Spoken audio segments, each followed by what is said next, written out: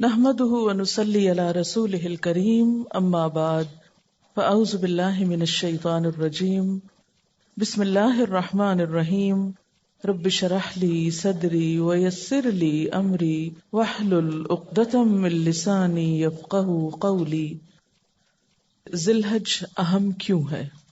یہ مہینہ ہمارے لیے دوسرے مہینوں کی نسبت بہت اہمیت کیوں رکھتا ہے؟ یہ ہم سب پر اللہ تعالیٰ کا بہت بڑا احسان ہے کہ اس نے ہمیں اسلام جیسی نعمت عطا کی، اچھے برے کا فرق بتایا، نیکی اور بدی کے پیمانے دیے، نیکیاں کمانے کے طرح طرح کے مواقع عطا کیے، اور انہی مواقع میں ایک موقع ذی الحج کا مہینہ بھی ہے۔ اس کے علاوہ آپ جانتے ہیں کہ رمضان المبارک کا مہینہ نیکیوں کا موسم بہار کہلاتا ہے، اور الحمدللہ ہم سب اس مہینے کو بہت اہمیت دیتے ہیں۔ اور یہ بھی آپ جانتے ہیں کہ اس مہینے کی اہمیت اس وجہ سے ہے کہ اس میں روزے جیسی عبادت پائی جاتی ہے، یعنی ہم ایک فرض عبادت کی ادائیگی کرتے ہیں۔ لیکن مشاہدے میں یہ بات آئی ہے کہ حج پہ جانے والوں کے علاوہ عام لوگ ذی الحج کے مہینے کی قدر و قیمت نہیں جانتے اور اس کا حق ادا نہیں کرتے۔ اور ظاہر بات ہے کہ اگر آپ کو کسی چیز کے بارے میں علم ہی نہیں، پتہ ہی نہیں کہ وہ کتنی خیر و برکت والی ہے، اس میں کیا کچھ بھلائیاں ہیں، تو آپ اس کا حق ادا ہی نہیں کر سکتے۔ اس لیے مناسب معلوم ہوتا ہے کہ اس مہینے کو پہچانا بھی جائے، اور اس مہینے میں کیا کچھ کرنا چاہیے، ان اعمال کا بھی تذکرہ کیا جائے، ان کی بھی یاد دہانی کی جائے، تاکہ ہم بہتر سے بہتر فائدہ اٹھا سکیں اس مہینے کی رحمتوں اور برکتوں سے۔ ابو عثمان النہدی کہتے ہیں کہ اسلاف کرام یعنی پہلے دور کے جو نیک لوگ تھے، نیک بزرگ، وہ 3 عشروں کی بڑی قدر کیا کرتے تھے: رمضان کا آخری عشرہ، ذی الحج کا پہلا عشرہ، اور محرم کا پہلا عشرہ۔ رمضان کے آخری عشرے میں طاق راتیں ہوتی ہیں، لیلۃ القدر ہوتی ہے۔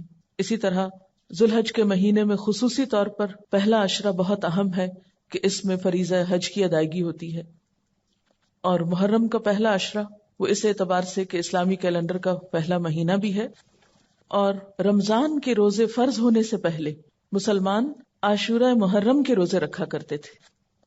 10ویں محرم کے روزے کی بھی بہت فضیلت آتی ہے۔ آج ہم ماہ ذی الحج پہ بات کریں گے، اور ماہ ذی الحج میں بھی خاص طور پر پہلا عشرہ، پہلے 10 دن کی فضیلت کے بارے میں۔ ان 10 دنوں کی اہمیت کا اندازہ آپ اس بات سے بھی لگا سکتے ہیں کہ اللہ تعالیٰ نے قرآن پاک میں ان 10 دنوں کی قسم کھائی ہے، اور جس چیز کی قسم اللہ تعالیٰ کھاتے ہیں پھر اس سے اس چیز کی اہمیت کا اندازہ آپ کر سکتے ہیں۔ سورۃ الفجر میں اللہ تعالیٰ فرماتے ہیں والفجر وليال عشر، قسم ہے فجر کی اور 10 راتوں کی۔ اور ان آیات کی تفسیر اکثر مفسرین کے نزدیک کیا ہے کہ ان 10 راتوں سے مراد، جسے ہم عام طور پر 10 دن بولتے ہیں نا، تو عربی میں رات پہلے آتی ہے تو 10 راتیں بولی جا رہی، مراد اس سے پہلے 10 دن ہی ہیں۔ تو اکثر مفسرین نے ان 10 راتوں سے مراد ذی الحج کی ابتدائی 10 راتیں لی ہیں، یعنی پہلا عشرہ ذی الحج لیا ہے۔ اور اگر احادیث کا مطالعہ کیا جائے تو بھی ہم دیکھتے ہیں کہ ان 10 دنوں کی بہت فضیلت ہے۔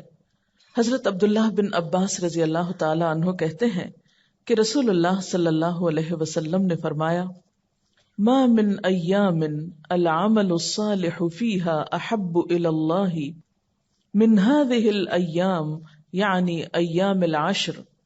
قالوا یا رسول اللہ صلی اللہ علیہ وسلم ولا الجہاد فی سبیل اللہ؟ قال ولا الجہاد فی سبیل اللہ الا رجل خرج بنفسه وماله ثم لم يرجع من ذلك بشيء رواہ البخاری۔ اس حدیث کا ترجمہ کچھ یوں ہے، کوئی دن ایسا نہیں جس میں کیا گیا نیک عمل اللہ تعالیٰ کو ان 10 دنوں کے عمل سے زیادہ پسند ہو۔ کوئی دن ایسا نہیں یعنی سال میں جس میں کیا گیا کوئی نیک عمل ان 10 دنوں میں کیے گئے نیک عمل سے بڑھ کر اللہ تعالیٰ کو پسند ہو۔ گویا ان 10 دنوں میں جو بھی نیکی کا کام آپ کریں گے اس کی ویلیو، اس کی قدر و قیمت کسی بھی دوسرے دن میں کیے ہوئے نیک عمل سے کہیں زیادہ ہوگی۔ اس سے آپ اندازہ لگا سکتے ہیں کہ ان 10 دنوں کی اہمیت پھر کیا ہے، اور ان میں نیک کام کرنے کی فضیلت کیا ہے۔ لیکن عموماً ہم جانتے ہی نہیں، اس لیے ہم عام طور پر ان 10 دنوں کو بہت نارمل لیتے ہیں اور ایسے ہی گزار دیتے ہیں جیسے سال کے کوئی اور دن ہو، ان کی طرف توجہ بھی نہیں دیتے۔ اس پر صحابہ کرام نے پوچھا، اور ظاہر ہے کہ انہیں حیرت ہوئی کہ یا رسول اللہ صلی اللہ علیہ وسلم، کیا اللہ کے راستے میں جہاد کرنا بھی اتنا پسندیدہ نہیں ان دنوں میں؟ یعنی اتنا پسندیدہ نہیں؟ تو آپ نے فرمایا، ہاں، اللہ کے راستے میں جہاد کرنا بھی اتنا پسندیدہ نہیں، سوائے اس کے کہ انسان اپنی جان و مال کے ساتھ نکلا اور واپس نہ لوٹا، یعنی شہید ہو گیا۔ تو عام دنوں میں اگر کوئی شخص اپنی جان اور مال دونوں کو اللہ کے راہ میں دے دیتا ہے تو وہ عمل اس سے بڑھ کے ہو سکتا ہے، لیکن اس کے علاوہ ان دنوں میں جو بھی کام کیا جائے گا اجر و ثواب اور قدر و منزلت کے اعتبار سے اللہ کے ہاں بہت بڑا مقام پائے گا۔ ایک اور حدیث میں آتا ہے، ابن حبان کی روایت ہے، حضرت جابر رضی اللہ تعالی عنہ سے رسول اللہ صلی اللہ علیہ وسلم سے روایت کرتے ہیں کہ آپ نے فرمایا، افضل ایام الدنیا ایام العشر، یعنی عشر ذی الحجہ، قال ولا مثلہن فی سبیل اللہ الا رجل عفر وجہہ فی التراب۔ ترجمہ ہے، دنیا کے سارے ایام کے مقابلے میں 10 ایام، 10 دن یعنی عشرہ ذی الحجہ سب سے زیادہ افضل ہیں۔ آپ سے پوچھا گیا، کیا جہاد فی سبیل اللہ بھی ان کے برابر نہیں؟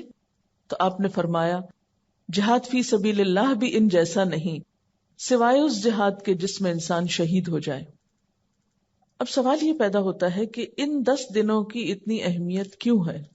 اس کی وجہ کیا ہے؟ کیوں ان کو اتنی فضیلت حاصل ہے؟ تو اگر ان 10 دنوں پر غور کیا جائے تو اس میں کئی اہمیت کی باتیں ہمارے سامنے آتی۔ پہلی بات کہ انہی 10 دنوں میں یوم عرفہ ہے، یعنی 9 ذی الحج، جو حج کا اصل دن ہے۔ حضرت عبداللہ بن عامر کہتے ہیں کہ میں نبی صلی اللہ علیہ وسلم کے پاس تھا کہ کچھ لوگ آئے اور حج کے بارے میں پوچھا، تو آپ نے فرمایا، الحج عرفہ، حج عرفات میں ٹھہرنے کا نام ہے۔ تو اس وجہ سے یوم عرفہ جو ہے وہ بہت ہی اہمیت کا حامل ہے۔ یوم عرفہ دراصل گناہوں کی مغفرت اور جہنم سے نجات حاصل کرنے کا دن ہے۔ سال میں ہم کئی دن مناتے ہیں نا، کئی طرح کے، تو یہ دن خاص طور پر گناہوں سے نجات، گناہوں سے مغفرت اور جہنم سے بچنے کا دن ہے۔ حضرت عائشہ رضی اللہ تعالی عنہا کہتی ہیں کہ رسول اللہ صلی اللہ علیہ وسلم نے فرمایا، ما من یوم اکثر من ان یعتق اللہ فیہ عبدا من النار من یوم عرفہ وانہ لیدنو ثم یباہی بہم الملائکۃ فیقول ما اراد ہؤلاء۔ عرفہ کے علاوہ کوئی دن ایسا نہیں جس میں اللہ تعالیٰ کثرت سے بندوں کو آگ سے آزاد کرے، یعنی سال بھر میں سب سے زیادہ جس دن بندوں کی معافی ہوتی ہے وہ دن عرفہ کا ہے۔ اس روز اللہ تعالیٰ اپنے بندوں کے بہت قریب ہوتا ہے، وَإِنَّهُ لَيَدْنُو، وہ قریب آ جاتا ہے اور فرشتوں کے سامنے ان کی وجہ سے فخر کرتا ہے اور فرشتوں سے پوچھتا ہے، ذرا بتاؤ تو یہ لوگ مجھ سے کیا چاہتے ہیں۔ خاص طور پر عرفات کے میدان میں جو لوگ جمع ہوتے ہیں، اپنے گھر بار، بیوی بچے، بعض اوقات اور کاروبار، تجارت، دنیا کی ہر چیز چھوڑ کر، مال خرچ کر کے، جسمانی مشقت اٹھا کر اس میدان میں جب جمع ہوتے ہیں تو اللہ تعالیٰ ان کے قریب آتے ہیں، فخر کرتے ہیں، دیکھو یہ میرے بندے یہاں جمع ہیں، بتاؤ بھلا کیوں جمع ہے، کس لیے آئے؟ ذرا وہ تو ایک چٹیل میدان ہے، ایک خالی جگہ ہے، وہاں کوئی دنیا کا کام کاروبار نہیں، کچھ بھی نہیں، صرف بخشش چاہنے آئے ہیں، اللہ تعالیٰ کے بلانے پہ آئے ہیں، لبیک اللہم لبیک، اللہ تو نے بلایا، ہم حاضر ہو گئے۔ کس لیے آئے ہیں؟ کہ تو ہمیں معاف کر دے۔ تو عشرہ ذی الحج کا یہ دن بہت ہی اہمیت کا حامل ہے، اس اعتبار سے کہ اس دن گناہوں کی بخشش ہوتی ہے، اور اس کثرت سے ہوتی ہے کہ رسول اللہ صلی اللہ علیہ وسلم نے فرمایا، عرفہ کے دن اللہ تعالیٰ فرشتوں کے سامنے فخر کرتا ہے کہ میرے بندوں کو دیکھو، پراگندہ سر، غبار آلود، دور دراز سے میرے پاس آئے ہیں اور میں تم کو گواہ بناتا ہوں کہ ان سب کو میں نے بخش دیا. فرشتے کہتے ہیں کہ ان میں فلاں شخص گناہگار ہے. اللہ تعالیٰ فرماتا ہے میں نے ان سب کو معاف کر دیا. آپ صلی اللہ علیہ وسلم نے فرمایا عرفہ کے دن اللہ تعالیٰ بہت سے لوگوں کو دوزخ سے آزاد کر دیتا ہے. یعنی ایسے لوگوں کی بخشش ہوتی ہے جن پہ جہنم واجب ہو چکی تھی، ان کو تو لازماً سزا ملنی چاہیے. لیکن جب لوگ خالصتاً اللہ کی رضا کی خاطر اور اپنے گناہ بخشوانے کے لیے، کسی شہرت کے لیے نہیں، کسی غرض کے لیے نہیں، کسی دکھاوے کے لیے نہیں، صرف معافی چاہنے کے لیے اس کے بلانے پر اس میدان میں حاضر ہوتے ہیں اس مخصوص دن اور مخصوص وقت، اور پھر رو دھو کر اللہ تعالیٰ سے معافی چاہتے ہیں، تو اللہ تعالیٰ ان کو معاف کر دیتے ہیں اور ان کی گردنیں جہنم سے آزاد کر دیتے ہیں.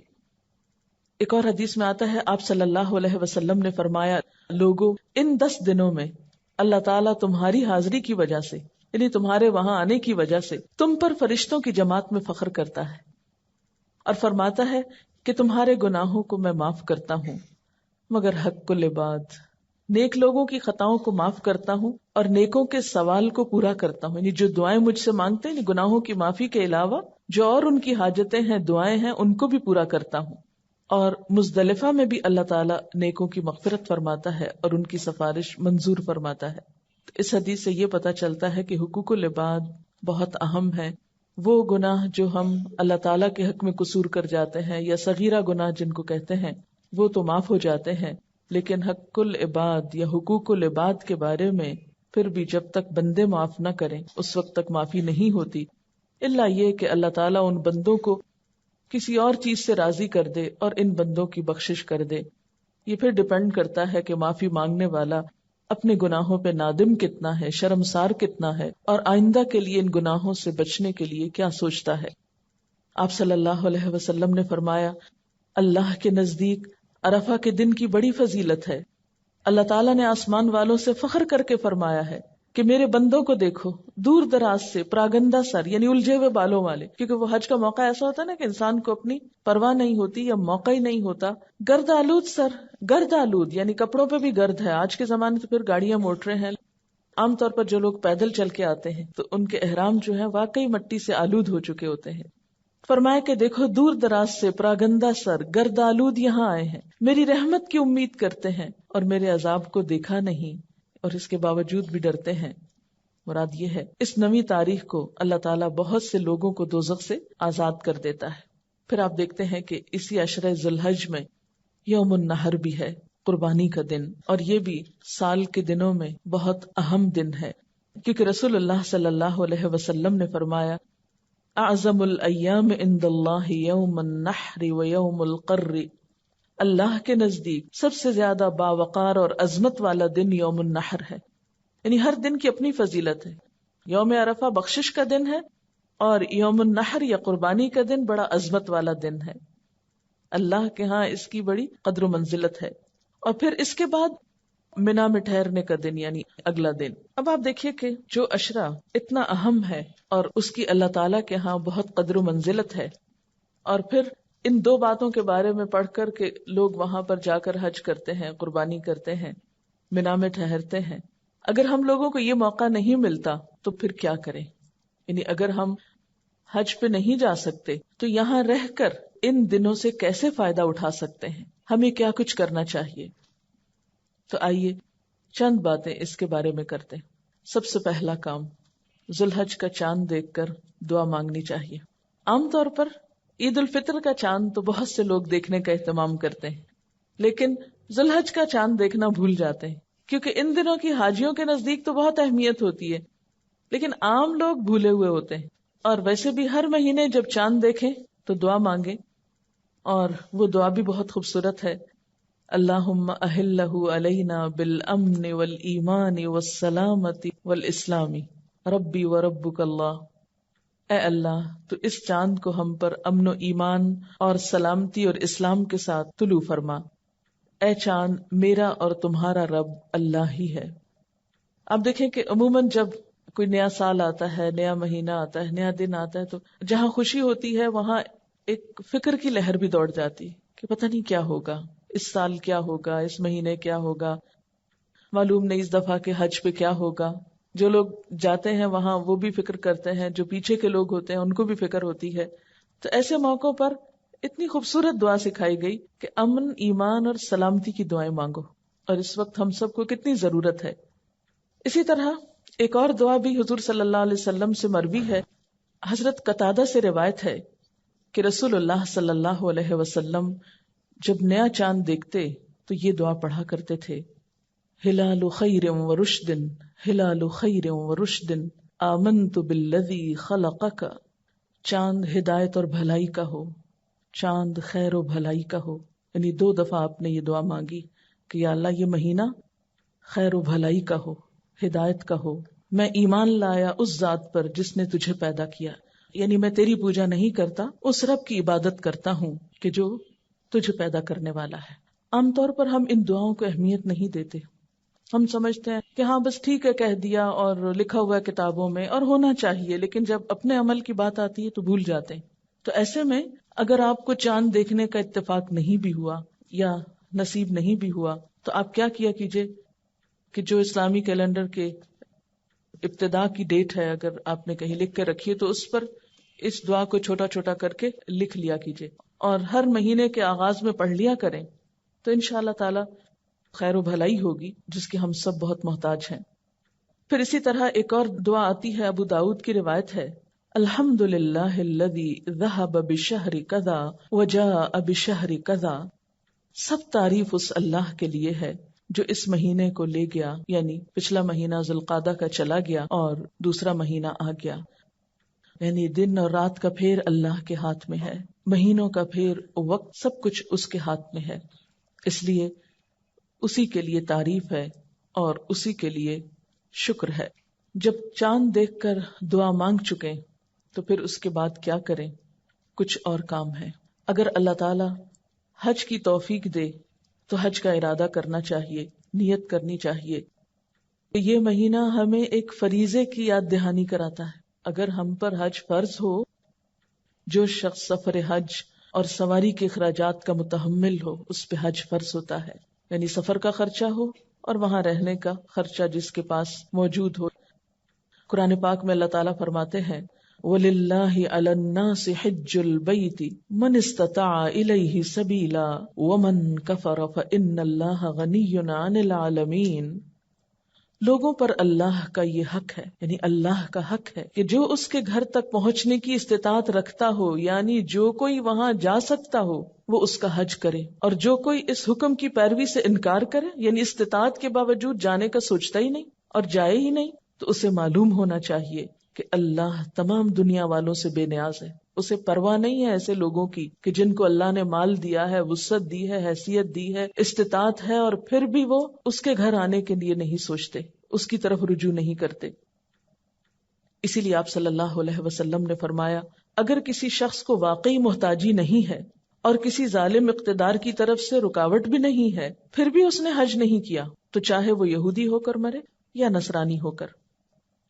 حضرت عبداللہ بن عباس کہتے ہیں کہ رسول اللہ صلی اللہ علیہ وسلم نے فرمایا: اے لوگو، تم پہ حج فرض ہو چکا ہے، اس کی ادائیگی میں جلدی کرو. یعنی جن لوگوں پہ حج فرض ہو چکا ہے ان کو فرمایا، اس لیے کہ تم میں سے کوئی نہیں جانتا کہ کب کیا رکاوٹ پیش آ جائے. کیونکہ بعض اوقات ہمارا ارادہ ہوتا ہے، نیت ہوتی ہے، تیاری ہوتی ہے، کچھ پتہ نہیں کہ آئندہ سال حالات کیا ہوں، صحت کیسی ہو، دنیا کے حالات کیا ہوں. اس لیے جس کو جب موقع ملے اپنی طرف سے فریضہ ادا کرنے کی پوری کوشش کرے. اور اس سلسلے میں خواتین کے لیے خاص طور پر آپ صلی اللہ علیہ وسلم نے کیا فرمایا کہ بوڑھوں، کمزوروں اور عورتوں کے لیے حج اور عمرہ کرنا ثواب میں جہاد کے برابر ہے. یہ تو تھا اس عشرے کا اہم ترین کام. دوسرا کام ہے روزہ رکھنا. روزہ رکھنا اللہ کے نزدیک افضل اور محبوب عمل ہے. حضرت ابو سعید خدری سے روایت ہے کہ رسول اللہ صلی اللہ علیہ وسلم نے فرمایا: جو شخص اللہ کی راہ میں ایک روزہ رکھتا ہے، اللہ تعالیٰ اس کے بدلے میں اس کے اور جہنم کے درمیان 70 سال کا فاصلہ پیدا فرما دیتے. یعنی روزہ جو ہے ایک ایسی پسندیدہ عبادت ہے جو انسان کو دوزخ کی آگ سے دور کرتی ہے. رمضان کے روزے تو فرض ہیں، ان دنوں کے روزے فرض تو نہیں ہیں لیکن بہت اجر و ثواب کے حامل ہیں. ابھی پیچھے آپ نے حدیث پڑھی نا کہ ان دنوں میں کوئی بھی جو نیک عمل کیا جاتا ہے وہ عام دنوں کی نسبت بہت زیادہ ثواب کا حامل ہوتا ہے. تو مثلا اس عشرے میں روزہ رکھیں گے تو اس کا اجر و ثواب جو ہے وہ کہیں زیادہ ہوگا پچھلے مہینے کے روزے رکھنے سے. یا مثلا اس سے آگے ایک رمضان کے روزوں کا بہت ثواب ہے، پھر اسی طرح عاشورہ محرم کے روزے کا اور ذی الحج کے ان پہلے دنوں کے روزے کا، اور خاص طور پر 9 تاریخ کا روزہ، 9 ذی الحج کا روزہ، جو حاجیوں کے لیے تو نہیں ہے لیکن ہم جیسے لوگ جو پیچھے ہوں وہ اہل حج کے ساتھ اس دن روزے جیسی عبادت کے ذریعے ان کے ساتھ شریک ہو سکتے ہیں. اس کے بارے میں آپ صلی اللہ علیہ وسلم نے فرمایا صوم یوم عرفہ احتسب علی اللہ ان یکفر السنۃ التي قبلہ والتي بعدہ. صحیح مسلم کی روایت ہے، یوم عرفہ کے روزے کے متعلق مجھے اللہ تعالیٰ سے امید ہے کہ وہ 1 سال پہلے اور 1 سال بعد کے گناہوں کے لیے کفارہ بن جائے گا. یعنی اگر آپ اس دن کا روزہ رکھتے ہیں تو اللہ تعالیٰ سے اس امید کے ساتھ کہ پچھلے سال کے بھی گناہ معاف ہو جائیں اور آئندہ کے بھی، یعنی جو کیے ہیں اور جو نہیں کیے. ایک اور روایت میں آتا ہے کہ عشرہ ذی الحج میں عبادت اللہ تعالیٰ کو بہت پسند ہے. ان دنوں میں ایک روزہ رکھنے کا ثواب سال بھر کے روزوں کے ثواب کے برابر ہوتا ہے. ترمذی کی اس روایت میں کیا آتا ہے کہ اگر آپ ان دنوں میں روزہ رکھتے ہیں، مثلا یہ پہلے 9 دن، ایک ایک روزے کا ثواب کتنا ہے جیسے آپ نے سال بھر روزہ رکھا. اور اگر آپ کے مثلا قضا روزے رہتے ہیں تو آپ کو کبھی بھی رکھنے ہیں، اگر ان دنوں میں رکھ لیں تو اس میں کیا ہوگا، قضا بھی ہو جائے گی اور ان دنوں میں روزہ رکھنے کا ثواب بھی ہو جائے گا. لیکن 9 تاریخ کا روزہ جو ہے وہ خالصتاً اسی نیت سے رکھیے، اس کو قضا میں نہ رکھیے. حضرت حنیدہ بن خالد اپنی بیوی سے روایت کرتے ہیں اور وہ حضور صلی اللہ علیہ وسلم کی زوجہ محترمہ سے روایت کرتی ہیں. وہ فرماتی ہیں کہ رسول اللہ صلی اللہ علیہ وسلم 10ویں محرم اور ذی الحج کے 9 دن اور 3 دن ہر مہینے سے اس طرح کے پہلی پیر اور 2 خمیس روزے رکھتے تھے. یعنی آپ کے روزوں کا طریقہ کیا تھا، 10ویں محرم کا روزہ رکھتے، ذی الحج کے یہ 9 دن روزے رکھتے اور ہر مہینے کے 3 دن. اور وہ کس طرح، ایک تو وہ آتا نا ایام 20 کے روزے، اور ایک دوسرا بھی آتا ہے کہ پہلے منڈے کو، ضروری نہیں کہ وہ پہلی تاریخ کو ہی ہو، وہ 2 3 4 5 کو بھی ہو سکتی ہے. تو آپ صلی اللہ علیہ وسلم ہر مہینے میں پہلی پیر، پھر خمیس اور اس کے بعد والی خمیس کے روزے نہیں چھوڑتے تھے. خمیس کہتے ہیں تھرسڈے کو، جمعرات. ہر ماہ کی پہلی پیر، پھر جمعرات اور اس کے بعد والی جمعرات، یعنی اس طریقے پر آپ روزے رکھا کرتے تھے. اب آپ یہاں پر روایت کو بھی دیکھیے کہ شوہر بیوی سے روایت کر رہے ہیں، اور بیوی کہاں سے کر رہی ہیں، آپ صلی اللہ علیہ وسلم کی زوجہ محترمہ سے. اس سے کیا پتہ چلتا ہے کہ اسلام میں علم مرد اور عورت دونوں کے لیے، اور علم کی خدمت دونوں نے کی ہے. حضرت عائشہ رضی اللہ تعالیٰ عنہا سے روایت ہے جس میں ان سے ان روزوں کے متعلق سوال ہوا کہ کیا آپ یہ روزے رکھتے تھے، تو انہوں نے جواب دیا ہاں. حضرت عبداللہ بن عمر بھی، جن سے بہت سی احادیث مروی ہیں، ان کا عمل بھی ثابت ہے کہ وہ اس عشرے کے روزے رکھا کرتے تھے. یہ لفظ عشرہ سہولت کے لیے بولا جا رہا ہے، ورنہ جملہ بہت لمبا ہو جاتا ہے. عشرہ سے اگرچہ مراد 10 دن ہوتے ہیں لیکن عید کے دن کا روزہ نہیں ہوتا. تو اس وقت جب بھی میں عشرہ بول رہی ہوں ذی الحج کا، تو اس سے مراد کیا ہے، پہلے 9 دن. اب آپ دیکھیے کہ اس سے بھی ذی الحج کے پہلے عشرے کی اہمیت اور فضیلت پتہ چلتی ہے کہ کیوں اتنا اہم ہے یہ عشرہ. اسی میں حج ہے، اسی میں روزے کا اتنا ثواب بتایا گیا اور کچھ اور اعمال بھی. اب رمضان میں صرف روزہ ہوتا ہے نا، یا آپ عمرہ کر سکتے ہیں، حج تو نہیں ہوتا رمضان میں. لیکن ان دنوں میں آپ حج بھی کر سکتے ہیں، اور اگر حج کا موقع نہیں تو پھر روزہ رکھ سکتے ہیں، اور پھر ساتھ قربانی بھی آگے جا کے ہو سکتی ہے. تو گویا اس عشرے کی فضیلت اس لیے بھی ہے کہ اس میں ایک سے زائد عبادات کا موقع مل جاتا ہے. تو ہمیں کیا کرنا ہے، کیسے سیلیبریٹ کرنے ہیں یہ دن؟ نمبر 1 آغاز میں دعا، نمبر 2 روزہ، نمبر 3 نوافل کا اہتمام، کیونکہ ان دنوں کے نفل عام دنوں کے نفل کے مقابلے میں زیادہ اجر و ثواب کا سبب ہوں گے.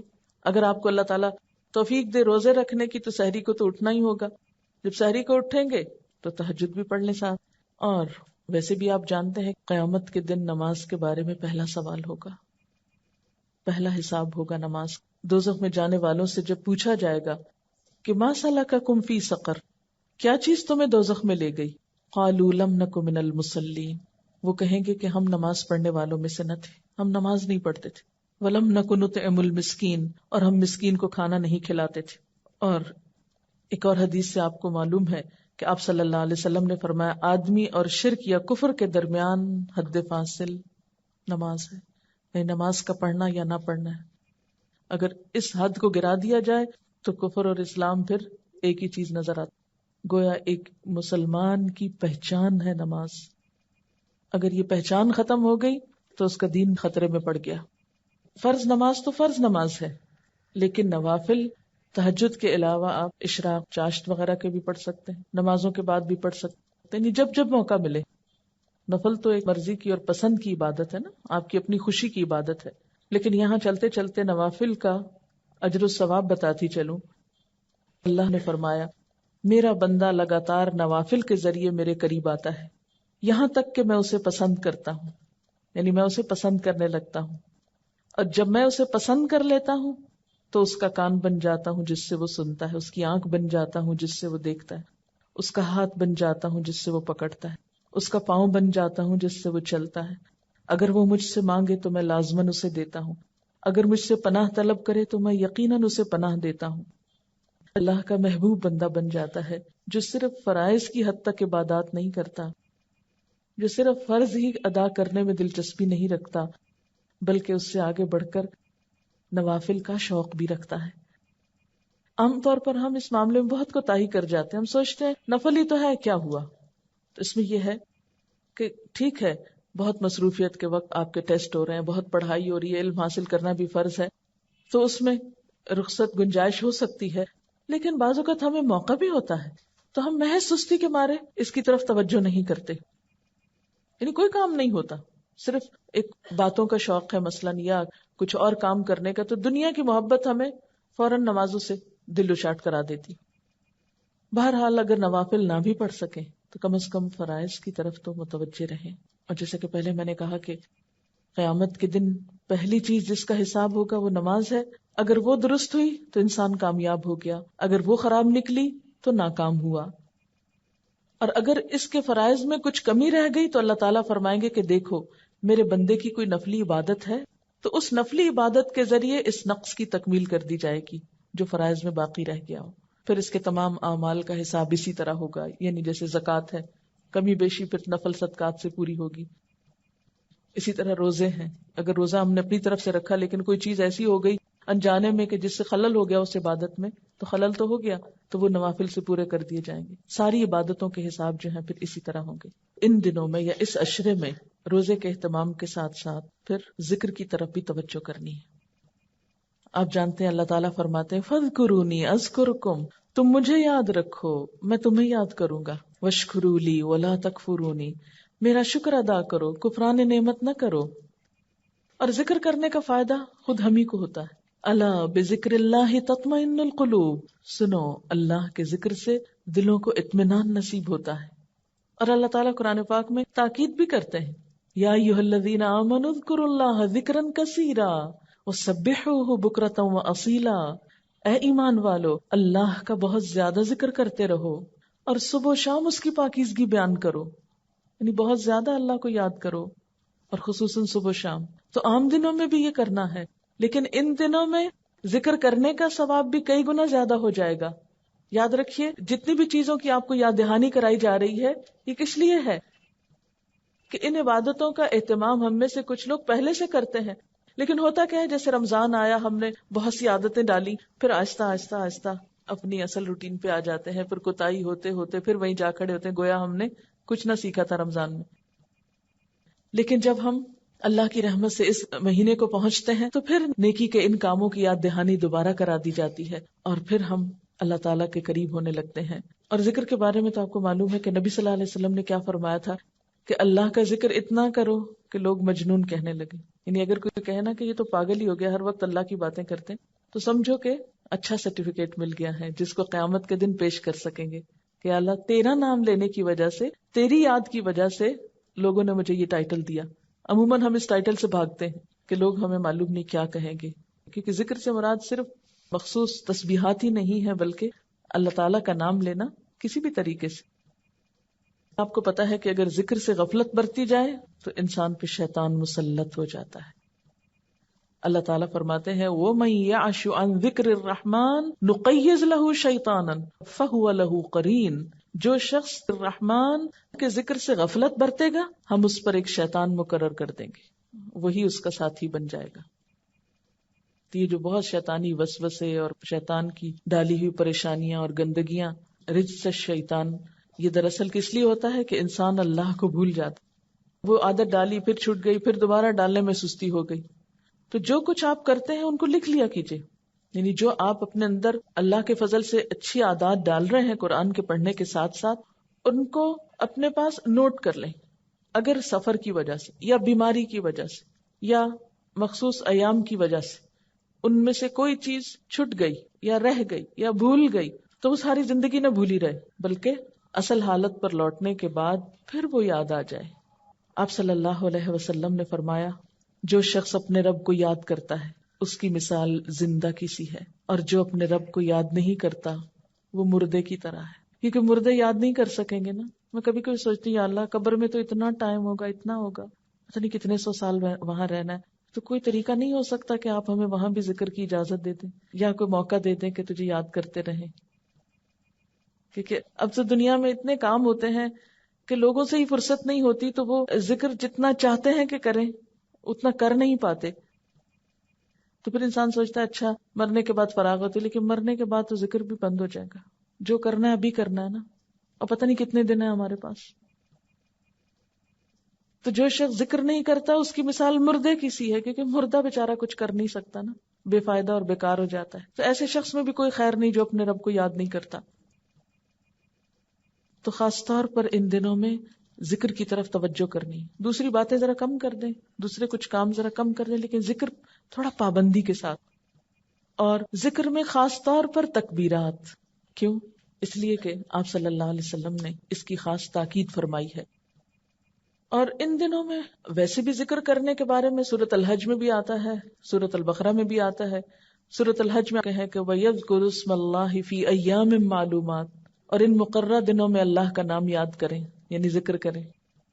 حضرت عبداللہ بن عباس فرماتے ہیں کہ اس سے مراد ذی الحج کے ابتدائی 10 دن ہیں بخاری کی روایت کے مطابق.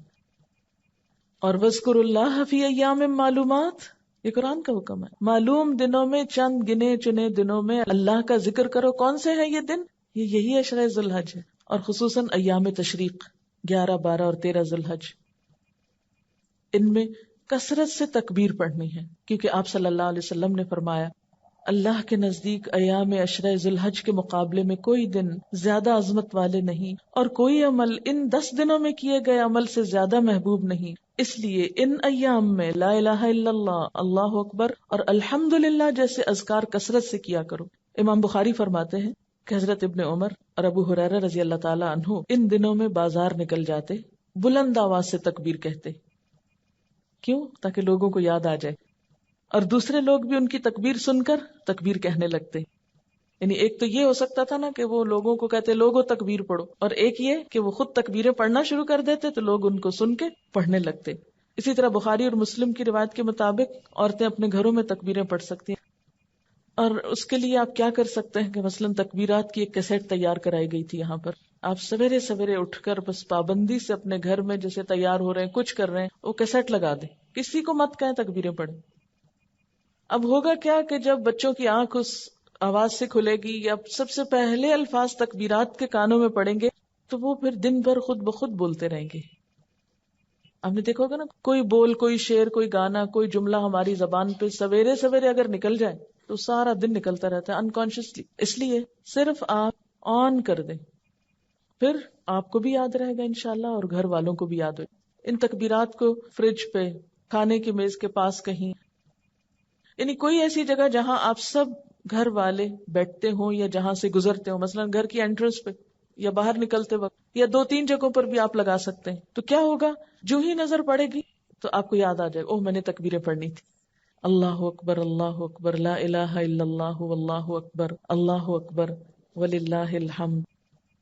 اس کے علاوہ ان دنوں میں صدقہ خیرات کیا جا سکتا ہے، کیونکہ عام دنوں کے مقابلے میں ان دنوں میں خرچ کرنے کا ثواب کئی گنا زیادہ ہوگا.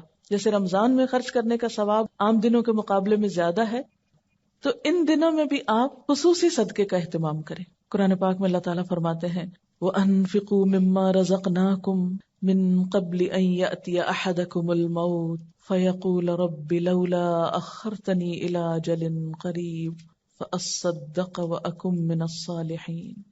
جو رزق ہم نے تمہیں دیا ہے اس میں سے خرچ کرو اس سے پہلے کہ تم میں سے کسی کی موت کا وقت آ جائے، اور اس وقت وہ کہے کہ اے میرے رب کیوں نہ تو نے مجھے تھوڑی سی مہلت اور دے دی، تھوڑا وقت اور مل جاتا کہ میں صدقہ دیتا اور صالح لوگوں میں شامل ہو جاتا. یا اللہ میں صدقہ کر کے نیک بن جاتا، صدقہ دیتا اور نیک بندوں میں شامل ہو جاتا. یا اللہ تھوڑا سا وقت اور مل جاتا. تو موت کے وقت تو 1 منٹ بھی اور نہیں ملے گا. اب جو وقت ملا ہے اس میں کچھ نہ کچھ کر لینا چاہیے، کیونکہ قیامت کے دن تو پھر کوئی کام نہیں آئے گا. یا ایھا الذین آمنوا انفقوا مما رزقناکم من قبل ان یأتی یوم لا بیع فیہ ولا خلۃ ولا شفاعۃ والکافرون هم الظالمون. اے لوگو جو ایمان لائے ہو، جو کچھ مال و متاع ہم نے تم کو بخشا ہے، جو کچھ ہم نے تم کو دیا ہے اس میں سے خرچ کرو، یعنی اپنی ملکیت کی چیزوں میں سے کرنا چاہیے قبل اس کے کہ وہ دن آ جائے جس میں نہ خرید و فروخت ہوگی، کیونکہ دنیا میں ہم مال بچا کے رکھتے ہیں کہ بزنس میں لگائیں گے، نہ دوستی کام آئے گی نہ سفارش چلے گی. اور ظالم اصل میں وہ ہیں جو انکار کی روش اختیار کرتے ہیں، یعنی احکام سن کے بھی ٹس سے مس نہیں ہوتے. آپ صلی اللہ علیہ وسلم نے فرمایا قیامت کے دن جب کوئی سایہ نہ ہوگا تو صدقہ مومن پہ سایہ بن جائے گا. ان ظل المؤمن یوم القیامت صدقتہ، مومن کا سایہ قیامت کے دن اس کا صدقہ ہوگا.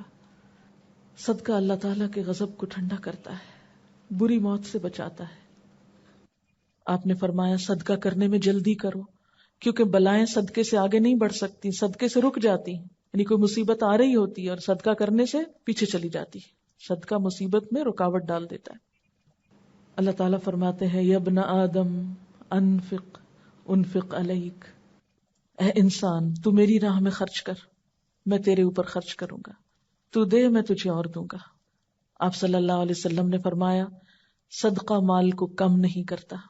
یعنی ہم سمجھتے ہیں شاید دینے سے ہمارا تھوڑا ہو جائے گا، نہیں ہوتا، فکر نہیں کرو اور آ جائے.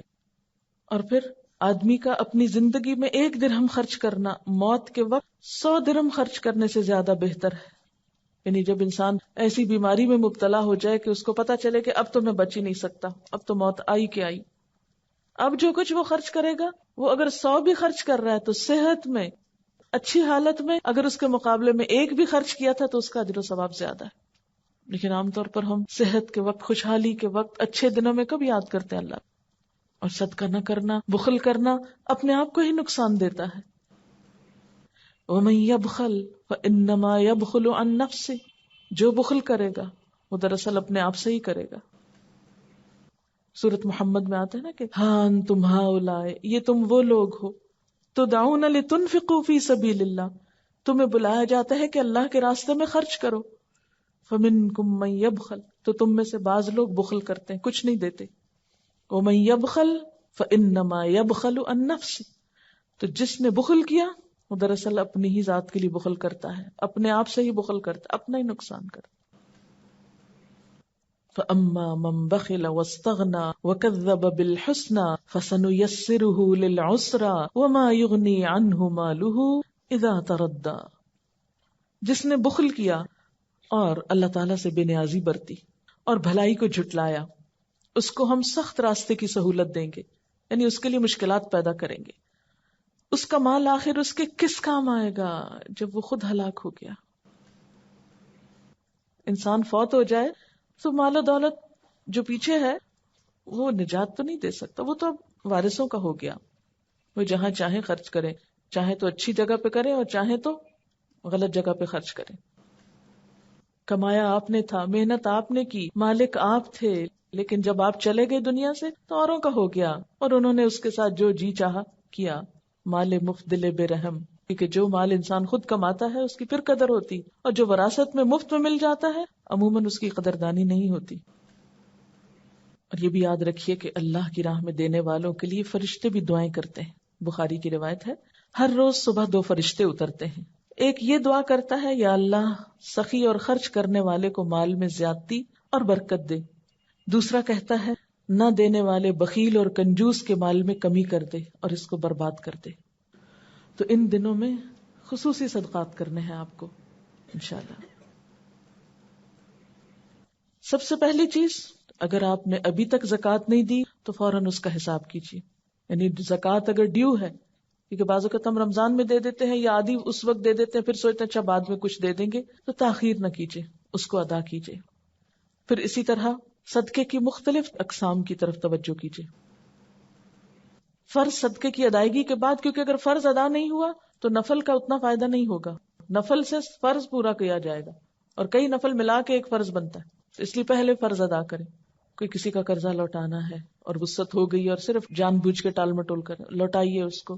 کوئی نظر مانی ہوئی پورا کیجیے اس کو. کوئی کفارہ دینے والا رہتا ادا کیجیے اس کو. پھر اسی طرح کوئی امانت لوٹانے والی ہے وہ لوٹائیں. پھر رشتہ داروں، غریبوں، مسکینوں کی طرف توجہ کریں. عید کا موقع ہے، کچھ نہ کچھ تحفے تحائف کا بندوبست کر سکتے ہیں. اپنے گھر پہ تھوڑا لک ڈالیں، اپنے کپڑوں کا جائزہ لیں، اپنی رکھی ہوئی چیزوں کا، سٹور کا، مختلف چیزوں کا. تو ایک تو رمضان میں ہم اینول کلینلینس کرتے ہیں، ڈی جنکنگ کرتے ہیں، اور ایک پھر ان دنوں میں ہر چیز پر رک کے سوچیں اس کے بغیر گزارا ہو سکتا ہے. یاد رکھیے پھر میانہ روی اور اعتدال تو ضروری ہے، لیکن سال ہر سال سے جو چیزیں رکھی ہوئی ہیں، اچھا کبھی کا استعمال کریں گے، کبھی کب آئے گا، وہ مرنے کے بعد تو آ ہی جائے گا، لیکن اس کبھی کو تھوڑا سا ابھی میں بھی بدل لیں. کچھ چیزیں ضرور نکالیں، یعنی جن کو ہم خود نہ استعمال کرتے ہوں اور بس ایسے ہی دل کی ٹیک کے لیے رکھی ہوئی ہوں. پھر اسی طرح ان دنوں میں صدقہ جاریہ کے کاموں میں بھی آپ خرچ کریں. صدقہ جاریہ کے کاموں میں ایک تو یہ ہے کہ آپ مثلاً تکبیر کی کیسٹ کسی کو لے کر دے سکتے ہیں. جتنے لوگ اس کو سن کے تکبیریں پڑھیں گے آپ کو بھی ثواب ہوگا. وہ جو تکبیروں کا کاغذ چھاپیں گے مختلف لوگوں کو آپ دیں اور کہیں کہ یہ اپنے گھروں میں لگائیں. اور چاہے 1 روپے 2 روپے کا کاغذ ہوگا، آپ دیکھیں گے کہ 1 روپیہ مثلاً ہم میں سے ہر ایک کے پاس وسعت نہیں کہ سینکڑوں ہزاروں خرچ کرے، لیکن میرا خیال ہے ہم میں سے کوئی بھی ایسا نہیں جو 1-2 روپیہ نہ خرچ کر سکے. ہم سب کر سکتے ہیں. اپنے گھر والوں کے لیے خرچ کرنا بھی صدقہ ہوتا ہے. اپنے رشتہ داروں کو دینا، اپنے دوستوں کو دینا، عزیز و اقارب کو دینا، مطلب جو بھی ہماری جان پہچان کے لوگ ہیں ان کو ہم صدقہ جاریہ کے طور پر تعلیم کا کوئی کام بھی ہم اس میں کریں. جتنے لوگ ان 10 دنوں کی قدر و قیمت آپ کی وجہ سے جانیں گے، ان سب کا ثواب بھی آپ کو ملے گا. کیونکہ عام طور پر ہم نیکی کی چیز سنتے ہیں، جانتے ہیں، اپنے تک رکھ لیتے ہیں اور بھول جاتے ہیں، دوسروں تک نہیں پہنچاتے. تو ہمیں دوسروں تک بھی اس کو پہنچانا ہے. جہاں موقع ملے اپنے گھر والوں کو اکٹھا کر لیں، وہ پمفلٹ پڑھ کے سنا سکتے ہیں مثلاً، اور کیسٹ بھی لگا کے سنا سکتے ہیں. کوئی بھی طریقہ آپ اختیار کر سکتے ہیں، لیکن یہ ہے کہ ان سنتوں کو رواج دیں. ان نیکی کے کاموں کی طرف توجہ کریں. خود عمل کریں گے تو انشاءاللہ دوسروں کو بھی شوق آئے گا، دوسرے بھی کریں گے.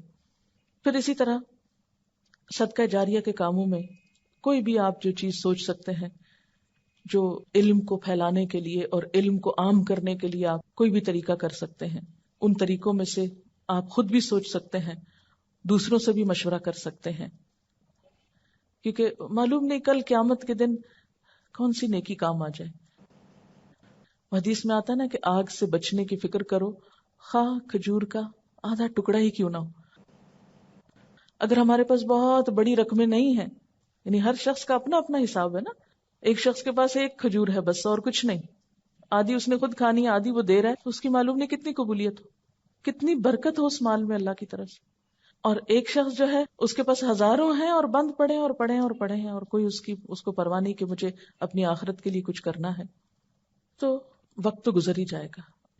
بعض اوقات ایسا ہوتا ہے نا کہ ہم اپنے فوت شدہ لوگوں کو بہت یاد کرتے رہتے ہیں، روتے رہتے ہیں ان کی یاد میں، لیکن ہم ان کے لیے کرتے کراتے کچھ نہیں.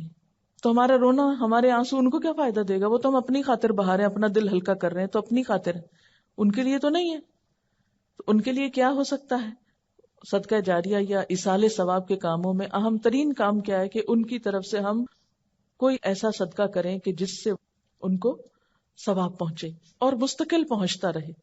قرآن پاک کی آیت سورۃ الدہر کی جو ہے، ان الابرار یشربون من کأس کان مزاجها کافورا عینا یشرب بها عباد اللہ یفجرونها تفجیرا یوفون بالنذر ویخافون یوما کان شرہ مستطیرا وَيُطْعِمُونَ الطَّعَامَ عَلَى حُبِّهِ مِسْكِينًا وَيَتِيمًا وَأَسِيرًا إِنَّمَا نُطْعِمُكُمْ لِوَجْهِ اللَّهِ لَا نُرِيدُ مِنْكُمْ جَزَاءً وَلَا شُكُورًا. نیک لوگ جنت میں شراب کے ایسے ساغر پیئیں گے جن میں آب کافور کی آمیزش ہوگی. یہ ایک بہتا چشمہ ہوگا جس کے پانی کے ساتھ اللہ کے بندے شراب پیئیں گے اور جہاں چاہیں گے بسہولت اس کی شاخیں نکال لیں گے. یعنی اللہ جنت کے یہ چشمے کن لوگوں کو دے گا؟ یہ وہ لوگ ہوں گے جو نظر پوری کرتے ہیں. یعنی جب کوئی اللہ کی راہ میں کام کرنے کا عہد کر لیتے ہیں تو پھر اس کو پورا بھی کرتے ہیں. یہ نہیں کہ جب نیکی کے محفل میں ہوئے تو سوچ لیا اچھا میں اللہ کے راستے میں یہ دوں گی اور جب باہر نکلے تو سب بھول بھلا گئے. جو نظر پوری کرتے ہیں اور اس دن سے ڈرتے ہیں جس کی آفت ہر طرف پھیلی ہوئی ہوگی. قیامت کے دن کی آفت ہر طرف پھیل جائے گی, ہر چیز کو اپنی لپیٹ میں لے لے گی, کوئی نہیں بچے گا. اور اللہ کی محبت میں یتیم اور مسکین اور قیدی کو کھانا کھلاتے ہیں اور ان سے کہتے ہیں کہ ہم تمہیں صرف اللہ کی خاطر کھلا رہے ہیں, ہم تم سے نہ کوئی بدلہ چاہتے ہیں نہ شکریہ چاہتے ہیں. یعنی دے کر وہ کسی شکریہ اور اپریسیشن کے بھی انتظار میں نہیں ہوتے, کیونکہ بعض اوقات ایسا ہوتا ہے نا کہ ہم وہاں تو دیتے ہیں جو ہماری تعریف کے پل باندھے, جو ہمارے نام کا اعلان کرے, کسی لسٹ میں ہمارا نام آ جائے یا کسی تختی پہ ہمارا نام لکھا جائے. ایسی جگہوں پہ تو خوب دل کھول کے بعض اوقات لوگ دیتے ہیں, لیکن افسوس کہ کتنے تھوڑے صلے کے لیے صرف نام لگانے.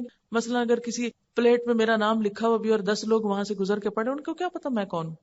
میرا تو اجر بھی گیا اور حاصل بھی کچھ نہ ہوا, اور اس پلیٹ پہ گرد پڑ رہی ہے, اور تھوڑے عرصے کے بعد کیا ہوگا, کوئی اور آئے گا, ہمارے جانے کے بعد پلیٹ بھی اتر جائے گی اور سب کچھ یہیں رہ گیا.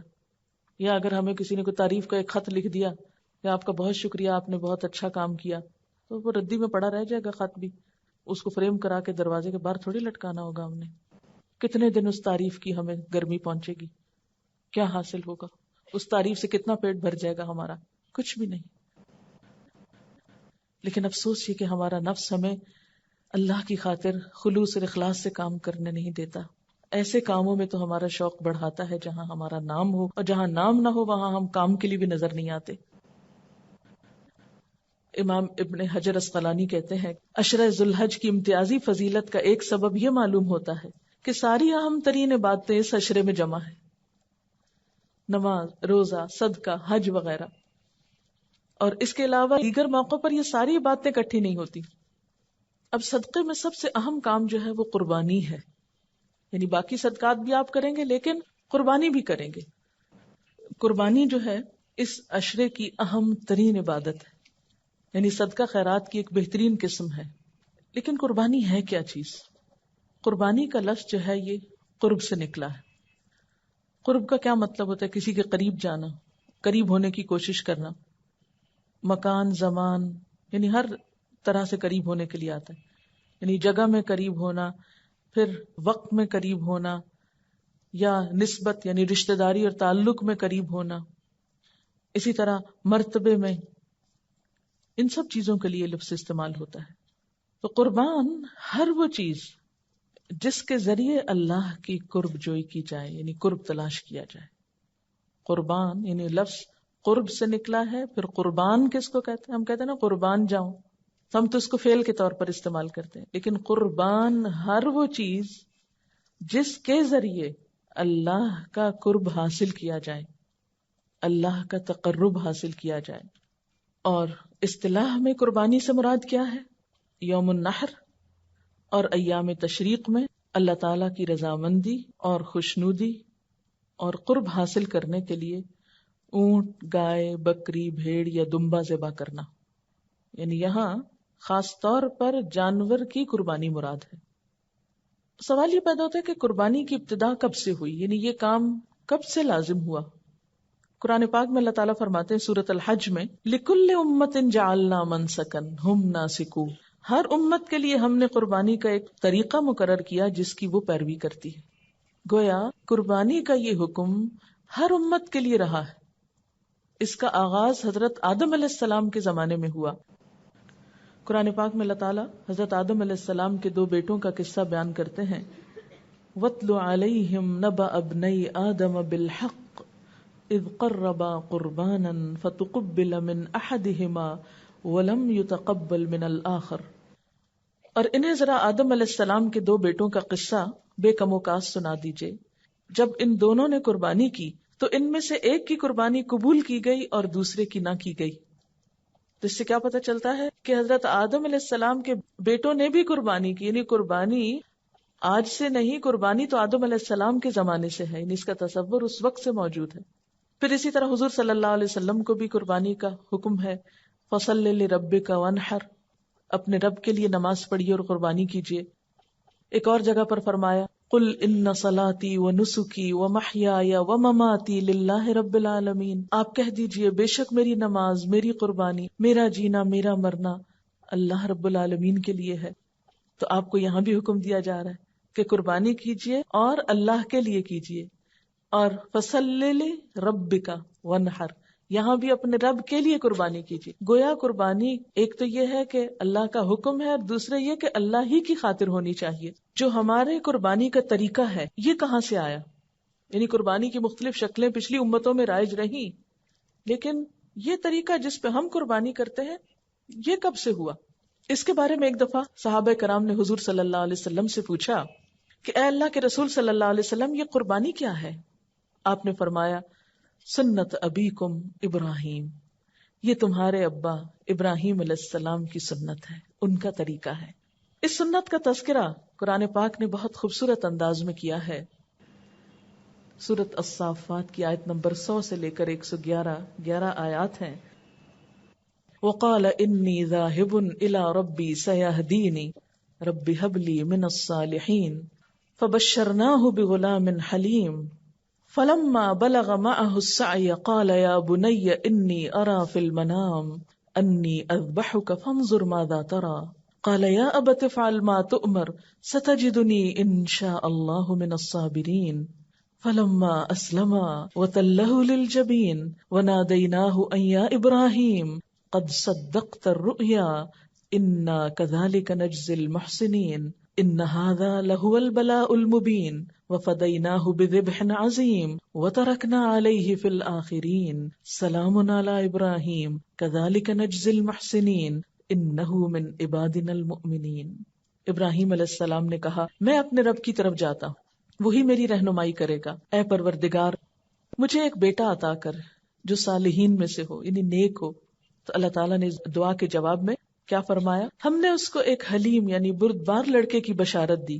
وہ لڑکا جب اس کے ساتھ دوڑ دھوپ کرنے کی عمر کو پہنچ گیا تو ایک روز ابراہیم علیہ السلام نے اس سے کہا بیٹا میں خواب میں دیکھتا ہوں کہ میں تجھے ذبح کر رہا ہوں، اب تو بتا تیرا کیا خیال ہے؟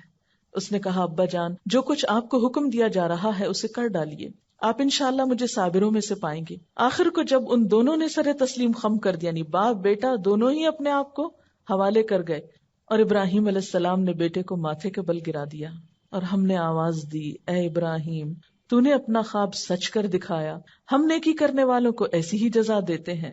یقیناً یہ ایک کھلی آزمائش تھی اور ہم نے ایک بڑی قربانی فدیے میں دے کر اس بچے کو چھڑا لیا اور اس کی تعریف و توصیف ہمیشہ کے لیے بعد کی نسلوں میں چھوڑ دی. سلام ہے ابراہیم پر، ہم نیکی کرنے والوں کو ایسی ہی جزا دیتے ہیں، یقیناً وہ ہمارے مومن بندوں میں سے تھا. تو یہ ہے وہ واقعہ ابراہیم علیہ السلام کی قربانی کا جو قرآن نے ان الفاظ میں بیان کیا. اس واقعے کے بارے میں حفیظ جالندری نے ایک نظم لکھی ہے جو اس کی ایک بہترین تفسیر بھی ہے، اسی کو پڑھ کر آپ کو اس کی تفسیر سناؤں گی. پدر بولا یعنی باپ، فارسی کے لفظ اردو شاعری میں استعمال ہوتے ہیں. پدر بولا کہ بیٹا آج میں نے خواب دیکھا ہے، کتاب زندگی کا ایک نرالا باب دیکھا ہے. یہ دیکھا ہے کہ میں خود آپ تجھ کو ذبح کرتا ہوں، خدا کے حکم سے تیرے لہو میں ہاتھ بھرتا ہوں. ذرا امیجن بھی کرتے جائیں کہ باپ بیٹے کو کہہ رہا ہے کہ اللہ کے حکم سے میں تجھے ذبح کر رہا ہوں.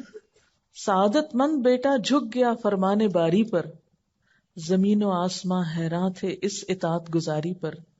رضا جوئی کی یہ صورت نظر آئی نہ تھی اب، یعنی ایسے بھی کوئی اللہ کی رضا پہ راضی ہوتا ہے؟ اس سے پہلے ایسی اطاعت کسی نے نہیں دیکھی. یہ جرت پیشتر انسان نے دکھلائی نہ تھی اب تک، اس سے پہلے کہ کسی انسان نے اللہ کی اطاعت کے لیے ایسی جرت نہیں دکھائی تھی. عجب بشاش تھے دونوں رضائے رب عزت پر، تأمل یا تذبذب کچھ نہ تھا دونوں کی صورت پر، کوئی ہچکچاہٹ نہیں. کہا فرزند نے اے باپ اسماعیل صابر ہے، خدا کے نام پر بندہ پے تعمیل حاضر ہے، مگر آنکھوں پہ اپنی آپ پٹی باندھ لیجیے گا، میرے ہاتھوں میں اور پیروں میں رسی باندھ دیجیے گا، مبادا آپ کو صورت پہ میری رحم آ جائے، مبادا میں تڑپ کر چھوٹ جاؤں ہاتھ تھرائے۔ پسر کی بات سن کر باپ نے تعریف فرمائی، یہ رسی اور پٹی باندھنی ان کو پسند آئی۔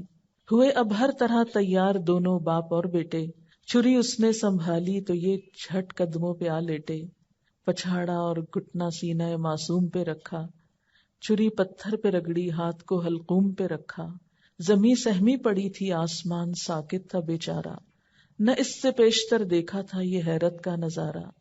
پدر تھا مطمئن بیٹے کے چہرے پہ بحالی تھی، چھری حلقوم اسماعیل پہ چلنے ہی والی تھی، مشیت کا مگر دریائے رحمت جوش میں آیا کہ اسماعیل کا ایک رونگٹا کٹنے نہیں پایا۔ ہوئے جبریل نازل اور تھاما ہاتھ حضرت کا، کہا بس امتحان مقصود تھا ایثار و جرت کا۔ خطاب اس دن سے اسماعیل نے پایا ذبیح اللہ، یعنی ذبح نہیں ہوئے لیکن نام مل گیا ذبیح اللہ، خدا نے آپ ان کے حق میں فرمایا ذبیح اللہ۔ تو یہ تھا وہ جذبہ قربانی جو ابراہیم علیہ السلام اور اسماعیل علیہ السلام کے اندر تھا۔ قربانی اصل میں کی کیوں جاتی ہے؟ قربانی کے کانسیپٹ کیا ہے؟ قربانی کی روح کیا ہے؟ اپنی محبوب ترین چیز اپنے محبوب کے نام کر دینا اظہار محبت ہے نا۔ ابراہیم علیہ السلام نے بھی اللہ تعالیٰ سے محبت کا ایک دعویٰ کیا تھا کہ مجھے تجھ سے محبت ہے، اور والذین آمنوا اشد حبا للہ، اور یہ کہ جب اللہ کی محبت انسان کے دل میں آتی ہے تو پھر دنیا کی کوئی دوسری چیز اس کا راستہ نہیں روکتی۔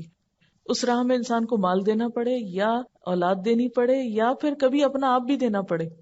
اسی لیے اس موقع پر جانور کی قربانی ایک سمبل کے طور پر ہے، جان قربان کرو، یعنی اگر آپ ویسے روپیہ پیسہ دے دیں گے تو بات نہیں بنے گی، جان دو، کیونکہ انہوں نے اپنے بیٹے کی جان دینے کے لیے کوئی بھی ہچکچاہٹ نہیں کی تھی۔ آپ دیکھیں دنیا میں محبتوں کے بہت قصے ہیں، اور ہر محبت کے ساتھ قربانی کا قصہ بھی، کیونکہ محبت کی تکمیل ہوتی نہیں، محبت کی تعریف مکمل نہیں ہوتی جب تک اس میں قربانی نہ ہو۔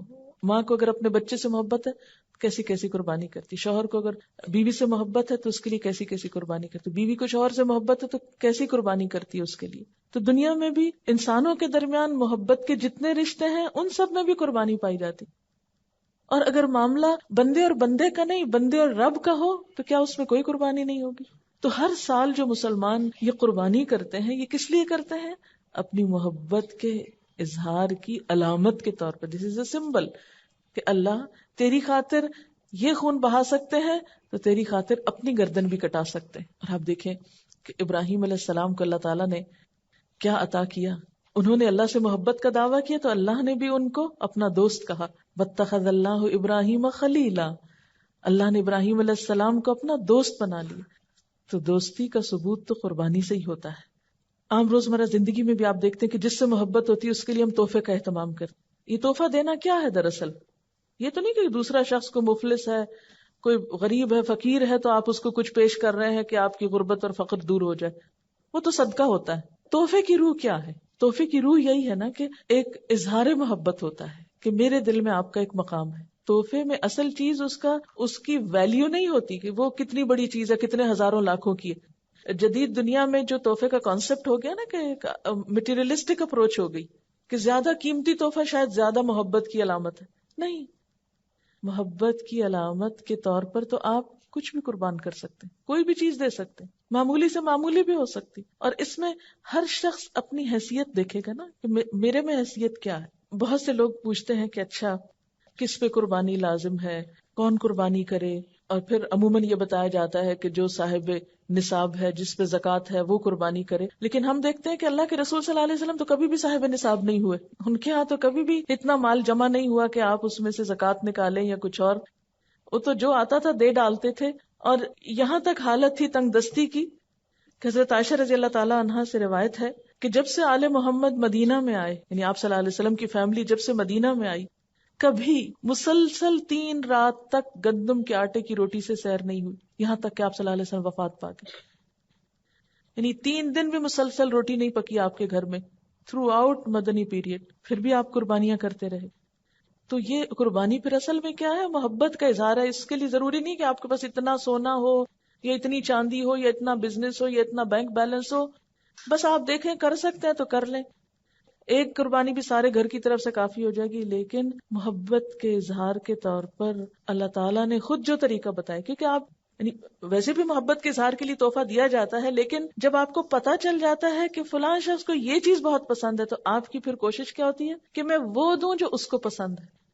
اس لیے جب یہ باتیں کی جاتی ہیں نا کہ غریبوں کو روپیہ دے دینا چاہیے اس دن، اور فلاں چیز دے دینی چاہیے، اس پیسے کو فلاں کام میں استعمال کر لینا چاہیے، فلاں سڑک بنوا لینی چاہیے، فلاں پل بنوا لینا چاہیے، سب باتیں اپنی جگہ ہیں. لیکن آج آپ کے محبوب کو پسند ہے کہ آپ ایک جانور قربان کریں. یہ سارا سال پل بنوائیں، سڑکیں بنوائیں، جو مرضی کرائیں، لیکن آج اس کو کون سا تحفہ پسند ہے آپ کی طرف سے؟ جانور قربان کرنا. کیوں؟ اس لیے کہ آپ کاغذ کا روپیہ کسی کے ہاتھ میں دیتے ہیں نا تو وہ فیلنگ نہیں آتی. جب آپ ایک اپنے پالے ہوئے جانور کے گلے پہ چھری پھیرتے ہیں، تو جن گھروں میں جانور پالا جاتا ہے نا، ان بچوں کو آپ دیکھیں، وہ قریب نہیں جاتے، اس کا گوشت نہیں کھاتے کہ ہمارا پیارا جانور جو ہے وہ قربان ہو گیا. روتے ہیں باقاعدہ اس کی. اور اس وقت جو دل کی حالت ہوتی ہے وہ روپیہ کسی کو پکڑانے سے وہ جذبات نہیں پیدا ہوتے. اور یہ یاد دہانی ہے مسلسل، یا اللہ آج اس جانور کے گلے پہ چھری پھیر رہا ہوں، کل آپ نے مجھے طلب کیا نا تو میں بھی حاضر ہوں، میں اپنی جان بھی دوں گا آپ کو. کیونکہ محبت میں تو پھر کوئی بھی چیز بچا کے نہیں رکھی جاتی نا. آپ صلی اللہ علیہ وسلم 10 سال مدینہ میں رہے اور ہر سال قربانی کی. اسی لیے آپ نے فرمایا، ابو داؤد کی روایت ہے، اے لوگو، بے شک ہر گھر والوں کے ذمے ہر سال قربانی ضروری. ان علی کل اہل بیت فی کل عام اضحیہ. اب یہ الگ بات ہے کہ اگر بالکل پیسے نہیں ہیں اور مطلب نہیں کرنے کے قابل ایک بھی، تو کوئی بات نہیں، کیونکہ بہت لوگ بہت ہی غریب ہوتے ہیں. قربانی دراصل محبت کے اظہار کی ایک علامت ہے، اور اس کے لیے بہت زیادہ فقہی مسئلوں میں پڑھنا، اس پہ جائز ہے اس پہ ناجائز ہے، یہ کرے یا نہ کرے، وہ کرے یا نہ کرے، بہت کچھ پوچھنے کی ضرورت نہیں. اپنے آپ کو ٹٹولیں، دیکھیں کیا دے سکتے ہیں کیا نہیں دے سکتے، اور کر لیں جو کر سکتے ہیں. نہیں کر سکتے تو آئندہ کے لیے کوئی ترتیب سوچیں اسی طرح کی کہ جس سے آپ کچھ کر سکیں. اور اگر کوئی وسعت کے باوجود قربانی نہ کر سکے تو اس کے بارے میں کیا فرمایا کہ جسے قربانی کرنے کی وسعت اور طاقت ہو اور وہ قربانی نہ کرے، وہ مسلمانوں کی عیدگاہ میں حاضر نہ ہو. اب یہ ہے کہ بعض حالات واقعی ایسے ہوتے ہیں کہ انسان نہیں کر سکتا، کوئی جان بوجھ کے نہیں ایسے کرتا، ہمت نہیں ہے. مثلا ایک شخص کی مہینے کی آمدنی 3,000 روپے ہے، وہ تو بچوں کا دودھ بھی نہیں پورا کر پا رہا، 2 وقت کی روٹی نصیب نہیں، وہ کہاں سے قربانی کرے چاہے اس کا دل کتنا بھی روتا ہو. ایسا شخص کیا کرے؟ ایسے لوگوں کو بھی اللہ نے ثواب سے محروم نہیں رکھا. ایک آدمی نے حضور صلی اللہ علیہ وسلم سے عرض کیا کہ میرے پاس قربانی کے لیے تو کوئی جانور نہیں، لیکن میرے پاس دودھ دینے والا ایک جانور ہے، یعنی میرے گھر میں ایک مثلا گائے یا بکری وغیرہ ہے، اسی کو کر دوں؟ تو آپ نے فرمایا نہیں، اس کو نہیں کرو، کیونکہ اسلام جو ہے نا ایک اعتدال والا دین ہے، دوسروں پہ ان کی وسعت سے بڑھ کے بوجھ نہیں ڈالتا. آپ نے فرمایا نہیں، بلکہ تو عید کی نماز کے بعد اپنے بال، ناخن اور مونچھیں کٹوا اور اپنے پوشیدہ بال مونڈ لے، بس اللہ تعالیٰ کے نزدیک یہی تیری پوری قربانی ہے. اسی لیے ہمیں کیا حکم دیا گیا ہے کہ ذوالحج کا چاند نظر آنے کے بعد نہ ناخن کاٹے جائیں، نہ بال کاٹے جائیں، نہ ہی شیو کی جائے، اور نہ ہی بال اکھاڑے جائیں. نو ویکسنگ، نو تھریڈنگ، نو پلکنگ. اور عید کی نماز کے بعد کیا کیا جائے؟ کیونکہ عام طور پر تو کیا ہوتا ہے، عید کی تیاری میں لوگ اپنے آپ کو سنوارتے بناتے ہیں، بچوں کے بال کٹوائے جاتے ہیں، حجامت کروائی جاتی ہے. لیکن اس عید کے موقع پر عید سے پہلے کچھ نہیں کرنا.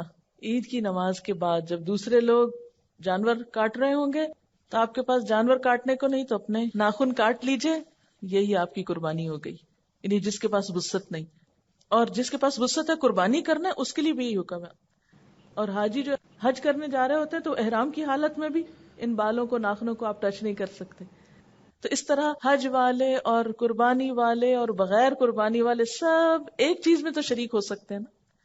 یعنی اللہ تعالیٰ ہر ایک کو نیکی کا موقع دیتا ہے. اور جو قربانی کر سکے ان کے لیے کیا ثواب ہے، کیا فائدہ ہے. آپ صلی اللہ علیہ وسلم نے فرمایا 10 ذوالحج کو خون بہانے سے بڑھ کر ابن آدم اللہ کے ہاں کوئی بہتر عمل نہیں کرتا. یعنی اس دن کی سب سے نمبر 1 ٹاپ کی عبادت کیا ہے؟ خون بہانا. یہ جانور قیامت کے دن اپنے سینگوں، کھروں اور بالوں سمیت آئیں گے، اور خون کے زمین پر گرنے سے پہلے اللہ کے ہاں اس کا ایک مقام ہوتا ہے. یعنی وہ خون زمین پہ جو گرنے لگتا ہے تو اس سے پہلے وہ اللہ کے ہاں ویلیو کر لیا جاتا ہے، اس جانور کا اتنا خون جائے گا. اور وہ ثواب لکھ لیا جاتا ہے. اس لیے تم یہ قربانی خوش دلی سے کیا کرو. آپ نے فرمایا اے لوگو قربانی کرو، جانوروں کا خون آخرت کے ثواب کی نیت سے بہاؤ. قربانی کے جانور کا خون اگرچہ ظاہراً زمین پہ گرتا ہے یعنی برباد ہوتا دکھائی دیتا ہے، لیکن حقیقتاً اللہ کے خزانے میں چلا جاتا ہے. یعنی جانور کا بہا ہوا خون جو ہے وہ بھی کاؤنٹ ہوتا ہے ثواب میں. آپ صلی اللہ علیہ وسلم سے پوچھا گیا کہ اس قربانی سے ہمیں کیا ملے گا، کیا فائدہ ہوگا؟ آپ نے فرمایا ہر بال کے بدلے میں ایک نیکی ملے گی. صحابہ کرام کہنے لگے اور بھیڑ کی اون کے بدلے؟ کیونکہ بھیڑ کی اون میں زیادہ بال ہوتے ہیں نا، وہ جڑے جڑے ہوتے ہیں اکٹھے اور بہت باریک باریک ہوتے ہیں. فرمایا بھیڑ کی اون کے ہر بال کے بدلے میں بھی ایک نیکی ہے. یہ دمبا یا بھیڑ جو ہوتی ہے اس پہ زیادہ بال ہوتے ہیں تو ایک ایک بال کے بدلے ایک ایک نیکی. پھر اسی طرح ایک اور جگہ پر آتا ہے کہ فربا جانور کی یعنی اچھے صحت مند جانور کی قربانی کرو کیونکہ یہ پل صراط پہ تمہاری سواریاں ہوں گے. یہ بھی ایک فائدہ ہے. قیامت کے دن آپ کو یہ سب اجر ملے گا. لیکن دنیا میں بھی کیا ہوتا ہے، قربانی کے کئی فائدے ہیں. لوگ تو کہتے ہیں نا لو اتنے پیسے ہر سال ضائع ہو جاتے ہیں، اتنے جانور کٹ جاتے ہیں، لیکن بات یہ ہے کہ ایک ایک چیز اس کی کام آتی ہے. مثلاً خون جو ہے وہ زمین پہ گرتا ہے تو زمین زرخیز ہوتی ہے. بعض پودوں کو تو آپ نے دیکھا ہوگا کہ خاص طور پہ ڈالا جاتا ہے کہ وہ زیادہ بڑھتے ہیں اس کی وجہ سے. اسی طرح گوشت جو ہے وہ لوگوں کے لیے ایک بہت زبردست غذائی ضرورت پوری کرتا ہے. عام دنوں میں صاحب حیثیت لوگ تو گوشت کھا لیتے ہیں، لیکن اس قربانی کی برکت سے وہ لوگ بھی گوشت کھا لیتے ہیں کہ جو سارا سال گوشت افورڈ نہیں کر سکتے، جن کو سارا سال چکھنے کو نہیں ملتا. تو ان دنوں جب بہتات ہوتی ہے تو ان تک بھی کچھ نہ کچھ خیر پہنچ جاتی. اور لٹرلی کئی ایسے لوگوں کے ساتھ ملاقات کا موقع ملا جنہوں نے پرسنلی مجھے بتایا قربانی کے علاوہ ہم تو گوشت کا سوچ بھی نہیں سکتے. تو قربانی ہوتی ہے ان تک جاتا ہے، اس لیے ان کو بھی غذائیت پہنچ جاتی. کیونکہ آپ غریبوں کو پیسہ دیں گے وہ معلوم نہیں اور کس کام لگا دیں گے، پھر ان کی صحت جائے گی. تو صحت ہو تو سب کام ہوتے ہیں نا. تو اس طرح ایک طرح سے انہیں سال میں ایک اچھی خوراک بھی مل جاتی. پھر اسی طرح یہ ہے کہ کھال اور اون وغیرہ کا کتنا بزنس ہوتا ہے. پھر یہ کہ وہ کتنے لوگوں کے بزنس بڑھتے ہیں اس سے، یعنی کھالوں کو اکٹھا کرنے سے لے کر ان کو بیچنے تک اور ایکسپورٹ امپورٹ اور معلوم نہیں کیا کچھ اس کے ذریعے کتنے بے شمار لوگ جو ہیں ان کاموں میں انوالو ہو جاتے ہیں. ان سب کو ایک طرح سے کام مل جاتا ہے. پھر بہت سے لوگ جن کو پتا ہوتا ہے کہ سال میں ہمارے جانور فلاں موقع پر بکیں گے، وہ کیا کرتے ہیں، جانور پالنا شروع کر دیتے ہیں. ان کو ایک کام مل جاتا ہے. ایک تو یہ کہ غریب کو آپ پیسے پکڑائیں، اور ایک یہ ہے کہ وہ جانور پالے، وہ بھی کسی کام لگے، اور پھر آپ اس کو پیسے دیں اور وہ اپنے ہاتھ کی کمائی سے کھائے، بنسبت اس کے کہ آپ اس کو صرف صدقے سے کھلاتے رہیں. اسی طرح یہ فائدہ بھی ہے کہ انسانوں کے درمیان ایک تعلق اور ایک ہمدردی کی فضا بھی ہوتی ہے، کیونکہ گوشت کی تقسیم کرتے وقت جن کے پاس لے کے جاتے ہیں یا کوئی آپ کو دینے کے لیے آ جاتا ہے تو وہ جو تبادلہ ہوتا ہے اس گوشت کا، اس سے بھی لوگوں کو فائدہ پہنچتا ہے، میل ملاقات ہوتی. پھر گوشت زیادہ ہو جاتا ہے تو دعوتیں بھی کی جاتی ہیں، اس سے بھی میل ملاقات بڑھتی ہے. قربانی کا جانور یہ ضروری ہے کہ وہ صحت مند جانور ہو، اس میں عیب نہ ہو، اور پھر یہ کہ 2 دانت والا جانور ہو جس کی عمر جو ہے وہ کم از کم 1 سال ہو، کیونکہ بہت چھوٹا جانور جو بچہ نہیں اس میں کر سکتے. پھر جس نے قربانی کرنا ہو اس کے لیے حکم ہے کہ وہ جس نے ذوالحج کا چاند دیکھ لیا اور قربانی کا ارادہ رکھتا ہے تو اسے بال اور ناخن نہیں تراشنا چاہیے. پھر اسی طرح یہ ہے کہ حضرت عطا بن یسار کہتے ہیں کہ میں نے ابو ایوب انصاری سے پوچھا کہ آپ صلی اللہ علیہ وسلم کے زمانے میں قربانیاں کیسے ہوتی تھی، یا آپ کیسے کرتے تھے قربانیاں؟ تو انہوں نے کہا کہ ایک آدمی ایک بکری اپنی طرف سے اور اپنے اہل خانہ کی طرف سے قربانی کر دیتا تھا. یعنی ضروری نہیں کہ گھر کا ہر شخص ہی کرے، ایک جانور سب کی طرف سے بھی ہو سکتا ہے. وہ خود بھی اس میں سے کھاتے تھے، اوروں کو بھی کھلاتے تھے. ہوتے ہوتے لوگ فخر کرنے لگے اور نوبت یہاں تک پہنچ گئی جو تم دیکھ رہے ہو. یعنی ایک ایک گھر میں کئی کئی ہونے لگی، اور وہ اللہ کی خاطر نہیں بلکہ فخر کے لیے، بتانے کے لیے، لوگوں کو دکھانے کے لیے. پھر اسی طرح یہ ہے کہ قربانی عید کی نماز پڑھ کے کرنی چاہیے.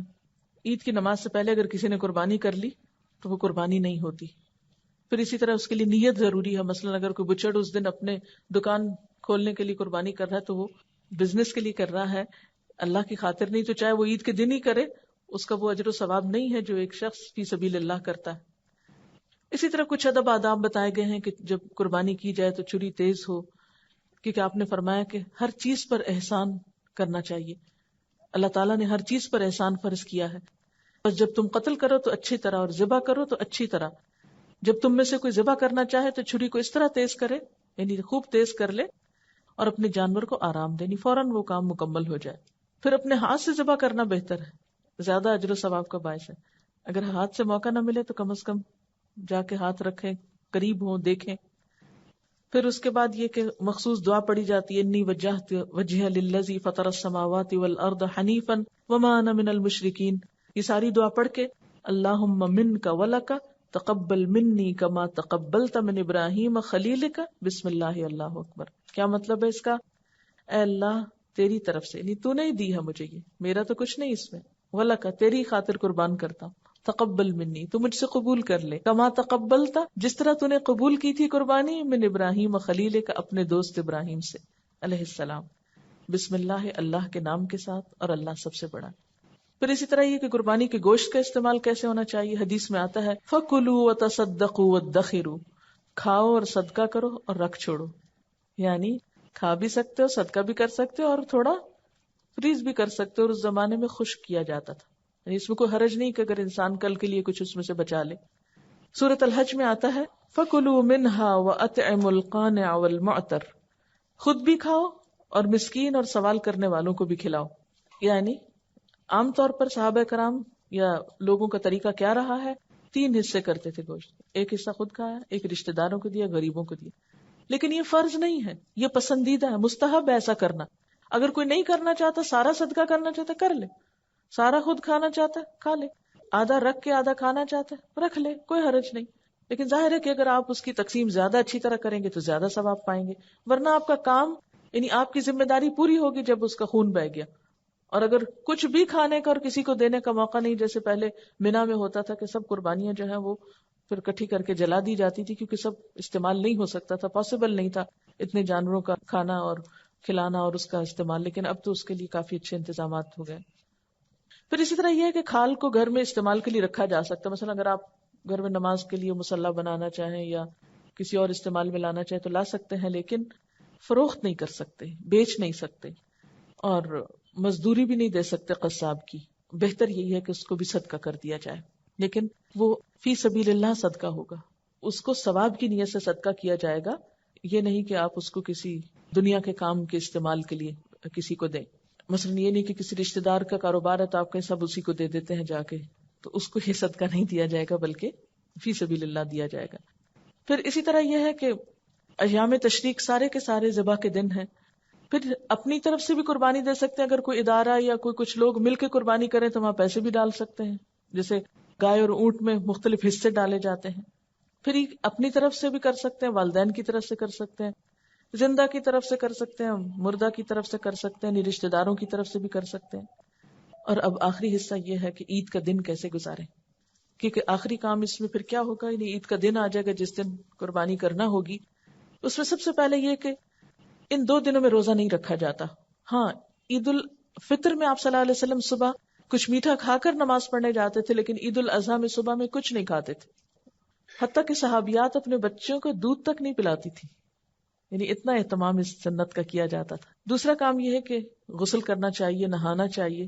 عید الفطر اور عید الاضحیٰ کے دن آپ صلی اللہ علیہ وسلم غسل فرمایا کرتے تھے. اچھا لباس پہننا چاہیے. بہقی کی روایت میں آتا ہے حضور صلی اللہ علیہ وسلم عیدین اور جمعہ کے موقع پر اپنی سرخ چادر پہنا کرتے تھے، یعنی لباس میں اہتمام کرتے تھے. ہم عام طور پہ کیا کہتے ہیں، بور دن ہے، کیا کرنا ہے، بس ایسے ہی ٹھیک ہے، ابھی تو گوشت آ جائے گا، پکانا ہوگا، پھر کیا کرتے سارا دن گندے ملندے رہتے ہیں، اور پھر شام کو کسی کے گھر جانا ہو فارغ ہو کے اچھے کپڑے پہن کے چلے جاتے. نہیں، صبح میں نہا کے اچھے کپڑے پہنیے اور پھر عید پڑھنے جائیے. پھر اسی طرح یہ ہے کہ عیدگاہ کی طرف اگر پیدل جائیں تو زیادہ اچھا، لیکن بہت دور ہو اور نماز ہی نہ نکل جائے تو اس کے لیے بہتر یہ ہے کہ پھر آپ سواری پہ بھی جا سکتے ہیں. آپ صلی اللہ علیہ وسلم کا طریقہ یہ تھا کہ آپ پیدل جاتے تھے، چل کے جاتے تھے عیدگاہ اور چل کے واپس آتے تھے. خواتین بھی نکل سکتی ہیں. بخاری اور مسلم کی روایت ہے، حضرت ام عطیہ سے روایت ہے کہ رسول اللہ صلی اللہ علیہ وسلم نے حکم دیا کہ عید الفطر اور عید الاضحیٰ کے دن ہم چھوٹی بچیوں اور جوان اور حیض والی عورتوں کو عیدگاہ لے جائیں. البتہ حیض والی عورتیں نماز کی جگہ سے الگ رہیں اور مسلمانوں کی دعا میں شریک ہوں، یعنی اجتماعی دعا کی بھی یہاں سے دلیل ملتی ہے. میں نے عرض کیا اللہ کے رسول صلی اللہ علیہ وسلم بعض عورتیں ایسی بھی ہیں جن کے پاس چادر نہیں ہوتی. آپ نے فرمایا جس عورت کے پاس چادر نہ ہو اس کی بہن یا سہیلی کو چاہیے کہ اپنی چادر میں اس کو لے لے، یعنی اس کو اپنی چادر میں چھپا لے، یا اپنی چادر ادھاری دے دے لیکن یہ کہ چادر پہن کے نکلے. حضرت عبداللہ بن عباس سے روایت ہے کہ رسول اللہ صلی اللہ علیہ وسلم عید کے دن اپنی بیویوں اور بیٹیوں کو عیدگاہ لے جاتے تھے. یہ ابن ماجہ کی روایت ہے. پھر یہ ہے کہ جاتے اور آتے ہوئے تکبیریں پڑھنی چاہیے. اس میں آپ دیکھیں گے کہ گھر کے بچوں کو اگر آپ سکھا دیں نا، یعنی بڑوں کو تو مشکل ہوتی ہے نا، بچوں کو اگر آپ سکھا دیں اور وہ بلند آواز سے پڑھیں تو سب کو یاد آتی رہیں گی اور اوروں کو بھی وہ پڑھاتے رہیں گے. نافع ابن عمر سے روایت کرتے ہیں کہ ابن عمر عید الاضحیٰ اور عید الفطر کے دن جب عیدگاہ کی طرف جاتے تو بلند آواز سے تکبیریں کہتے یہاں تک کہ عیدگاہ میں پہنچ جاتے ہیں. اونچی اونچی پڑھتے جاتے تاکہ اور لوگوں کو بھی یاد آ جائے. کچھ لوگ متقین کے امام ہوتے ہیں نا، وہ اپنے عمل سے دوسروں کو نیکی کی طرف لگائے رکھتے ہیں. پھر عیدگاہ میں بھی پہنچ کر تکبیریں کہتے یہاں تک کہ نماز عید پڑھنے کے لیے امام صاحب آ جاتے. عورتیں جو ہیں وہ بلند آواز سے نہیں پڑھیں، آہستہ آہستہ پڑھتی بھی جائیں. تو عید کے دن کے کاموں میں کیا ہے کہ آپ صبح تیاری کریں، نہائیں دھوئیں، کپڑے اچھے پہنے، ایسی خوشبو نہ لگائیں کہ جو عیدگاہ میں جاتے ہوئے دوسروں کو آئے. پھر چادر اوڑھ کر عیدگاہ پہنچے، نماز پڑھیں، واپس آئیں. قربانی ہو، قربانی کو دیکھیں اگر ممکن ہو. آپ صلی اللہ علیہ وسلم ویسے عیدگاہ میں ہی قربانی کیا کرتے تھے، اور یہ ایک بڑا ہائیجینک طریقہ ہے کہ سب کی قربانیاں ایک جگہ پر ہو، وہیں سے صفائی ہو جائے. ہمارا تو ہر گلی بازار کے نکڑ میں قربانی ہو رہی ہوتی ہے اور گندگی میں چھوڑ کے ہم اپنا گوشت اٹھا کے گھر چلے جاتے ہیں. تو یہ طریقہ ٹھیک نہیں. اور پھر صفائی کرنے والوں کی بھی چھٹی ہوتی ہے تو 3 دن عذاب کے ہو جاتے ہیں. اس معاملے میں بہت احتیاط کرنے کی ضرورت ہے کہ ہماری ایسے کسی کام سے دوسرے کو اذیت نہ ہو. پھر یہ ہے کہ آپ گوشت کی تقسیم کریں، رشتہ داروں کو ملیں، غریبوں کو وزٹ کریں، ان کو اپنی خوشی میں شریک کریں، اور ذکر کی کثرت کرتے رہیں. ذکر نہ بھولیں کہ ہوتا کیا ہے، جو ہی خوشی کا موقع آیا سب سے پہلے ذکر بھول گئے. اور آخری بات یہ ہے کہ صرف جانوروں کی قربانی نہیں کرنی، کچھ اور چیزوں کی قربانی بھی کرنی ہے. کوئی ایک اپنی بری عادت جس سے آپ بہت تنگ ہو اس کو لکھ لیں اور نیت کر لیں کہ اس دفعہ اس موقع پر میں نے اپنی اس عادت کو چھوڑ دینا ہے، یا اس خواہش کو میں نے قربان کر دینا ہے جو اللہ تعالیٰ کو پسند نہیں. کوئی بھی اپنا اپنا سوچ لے. ہر شخص اپنے غلطیوں اور گناہوں کے بارے میں زیادہ آگاہ ہوتا ہے. تو اگر ہم تھوڑی سی پلاننگ کر لیں کہ یہ کام ہم نے نہیں اس کے بعد کرنا، تو انشاءاللہ ہر عید پر اگر ایک ایک چیز چھٹتی جائے. اور پھر یہ ہے کہ سب سے بڑی قربانی اگر آپ کر سکیں تو انا کی کر دیں. تھوڑی سی میں کے اوپر چھری پھر جائے تو اچھا ہے. ان دنوں میں مٹا دے اپنی ہستی کو گر کچھ مرتبہ چاہے، کہ دانا خاک میں مل کر گل و گلزار ہوتا ہے. اگر آپ واقعی بہار و پھول بننا چاہتے ہیں تو پھر اس کے لیے کیا کرنا ہے، عاجزی اختیار کرنی ہے انشاءاللہ تعالی. اور یاد رکھیے کہ لن تنالوا البر حتى تنفقوا مما تحبون. اور آخری چیز جو چیک کریں گے وہ یہ کہ ایک چیز کیا آپ کے اندر پیدا ہوئی کہ نہیں، اور وہ ہے تقویٰ. ان ساری عبادتوں، نمازیں، صدقے، خیرات، روزے، ذکر، نوافل سب کچھ کر لیا، اور اگر اصل چیز نہیں آئی تو کچھ نہیں آیا. اور وہ کیا ہے، دل میں اللہ کا خوف، اللہ تعالیٰ کا احساس کہ وہ دیکھ رہا ہے، مجھے اس کے پاس لوٹ کے جانا ہے، مجھے اس کو جواب دینا ہے. کیونکہ یہ تقویٰ اندر آئے گا تو بہت سی اچھی عادتیں خود بخود آنے لگیں گی. اور اللہ تعالیٰ بھی قربانی کے ذریعے یہی چاہتے ہیں دراصل. لن ینال اللہ لحومها ولا دماؤها ولکن ینالہ التقوی منکم. اللہ کو نہ تمہارے جانوروں کا گوشت پہنچتا ہے نہ خون پہنچتا ہے، اس کو تو تمہارا تقویٰ پہنچتا ہے. اللہ کی خاطر یہ سب کچھ کرنے کا کتنا جذبہ تھا، دل کی کیفیت. ابراہیم علیہ السلام کے بارے میں کیا آتا ہے کہ اذ جاء ربہ بقلب سلیم، جو سلامت دل لے کے اپنے رب کے پاس آیا. اور یہ بھی یاد رکھیے کہ قیامت کے دن کام طور کچھ نہیں آنا. یوم لا ینفع مال ولا بنون الا من اتى اللہ بقلب سلیم. تو دلوں کی سلامتی کی طرف توجہ دینے کی ضرورت ہے، محسن بننے کی ضرورت ہے. ومن احسن دینا ممن اسلم وجهه للہ وهو محسن واتبع ملت ابراہیم حنیفا واتخذ اللہ ابراہیم خلیلا. اس شخص سے بہتر اور کس کا طریقے زندگی ہو سکتا ہے جس نے اللہ کے آگے سر تسلیم خم کر دیا اور اپنا رویہ نیک رکھا اور یکسو ہو کر ابراہیم علیہ السلام کے طریقے کی پیروی کی، اس ابراہیم کے طریقے کی جسے اللہ نے اپنا دوست بنا لیا. بہت سے لوگ یہ کہہ کر کہ یہ تو ریچول ہے اور اس کا تو کیا فائدہ. تو سوچنے کی بات یہ کہ ریچول بھی کیوں اہم ہوتے ہیں. خلیل اللہ کی سنت ہے، شیطان جو ہے وہ حجتیں اور وسوسے ڈالے گا. یہ کیسے مسلمان ہیں؟ اپنی نئی نسل سے پوچھئے کہ کیا سوچ ہے ان کے دلوں میں قربانی کے بارے میں. یہ کیسے مسلمان ہیں کہ یہ اتنے جانوروں کو ذبح کر دیتے ہیں اور اتنے بے درد لوگ ہیں، اور نہ جانے کیا کچھ حجتیں پیدا کر کے اس عمل کو کتنا حقیر کر دیتے ہیں ہم. اور دوسروں کی نقالی اور دوسروں کی پیروی کو ہم کتنا خوبصورت بنا کے پیش کرتے ہیں. ذوالحج کی کیا اہمیت ہے، ان دنوں کے عمل اللہ کے ہاں کتنے قابل قبول ہے، کتنے ثواب کمانے کے دن ہیں. تو اللہ کی ان سنتوں کو کون زندہ کرے گا؟ ہم مسلمانوں کو ہی آگے بڑھنا ہے، ہمیں دوسروں کا انتظار نہیں کرنا، خود آگے بڑھنا ہے. ایک آئیڈیا یہ بہت دیا جا رہا ہے کہ قربانی تو صرف ان کے لیے ہے جو حج پہ جا رہے ہوں. ابھی میں نے جو حدیث آپ کو سنائی کہ اللہ کے رسول صلی اللہ علیہ وسلم 10 سال مدینہ میں رہے اور ہر سال قربانی کرتے رہے، تو کیا ہر سال آپ حج پہ بھی جاتے رہے؟ اور دوسری بات یہ کہ جب صحابہ کرام نے پوچھا کہ یا رسول اللہ صلی اللہ علیہ وسلم یہ قربانی کیا چیز ہے، تو آپ نے کیا فرمایا؟ تمہارے باپ ابراہیم کی سنت ہے، ان کا طریقہ ہے. بعض لوگ شوق سے عیدگاہ جاتے ہیں لیکن قربانی نہیں کرتے، حالانکہ کیا ہے کہ جو قربانی نہ کرے وہ عیدگاہ بھی نہ آئے. ہم کہیں گے اچھا ٹھیک ہے نہیں آتے. ہم یہ تو کر سکتے ہیں لیکن طریقے نہیں بدلتے. بعض اوقات ہم یہ کہتے ہیں کہ اس سال قربانی کیسے کریں کہ قربانی کے جانور پہلے سے بھی زیادہ مہنگے ہو گئے ہیں، لیکن دوسری چیزوں میں جب مہنگائی بڑھتی ہے تو ہم میں سے کون ہے جو ان چیزوں کو خریدنے سے باز آ جاتا ہے؟ بچوں کی فیسیں بڑھتی ہیں اسکولوں میں، اسی طرح شادی کے موقع پر آپ خریداری کرنے کو جاتے ہیں تو ہر سال ریٹس بڑھ جاتے ہیں. لیکن جہاں اللہ کی راہ میں کچھ کرنے کی بات آئی تو وہاں ہمیں کبھی مہنگائی یاد آتی ہے اور کہیں کوئی اور مسئلہ پیش آ جاتا ہے.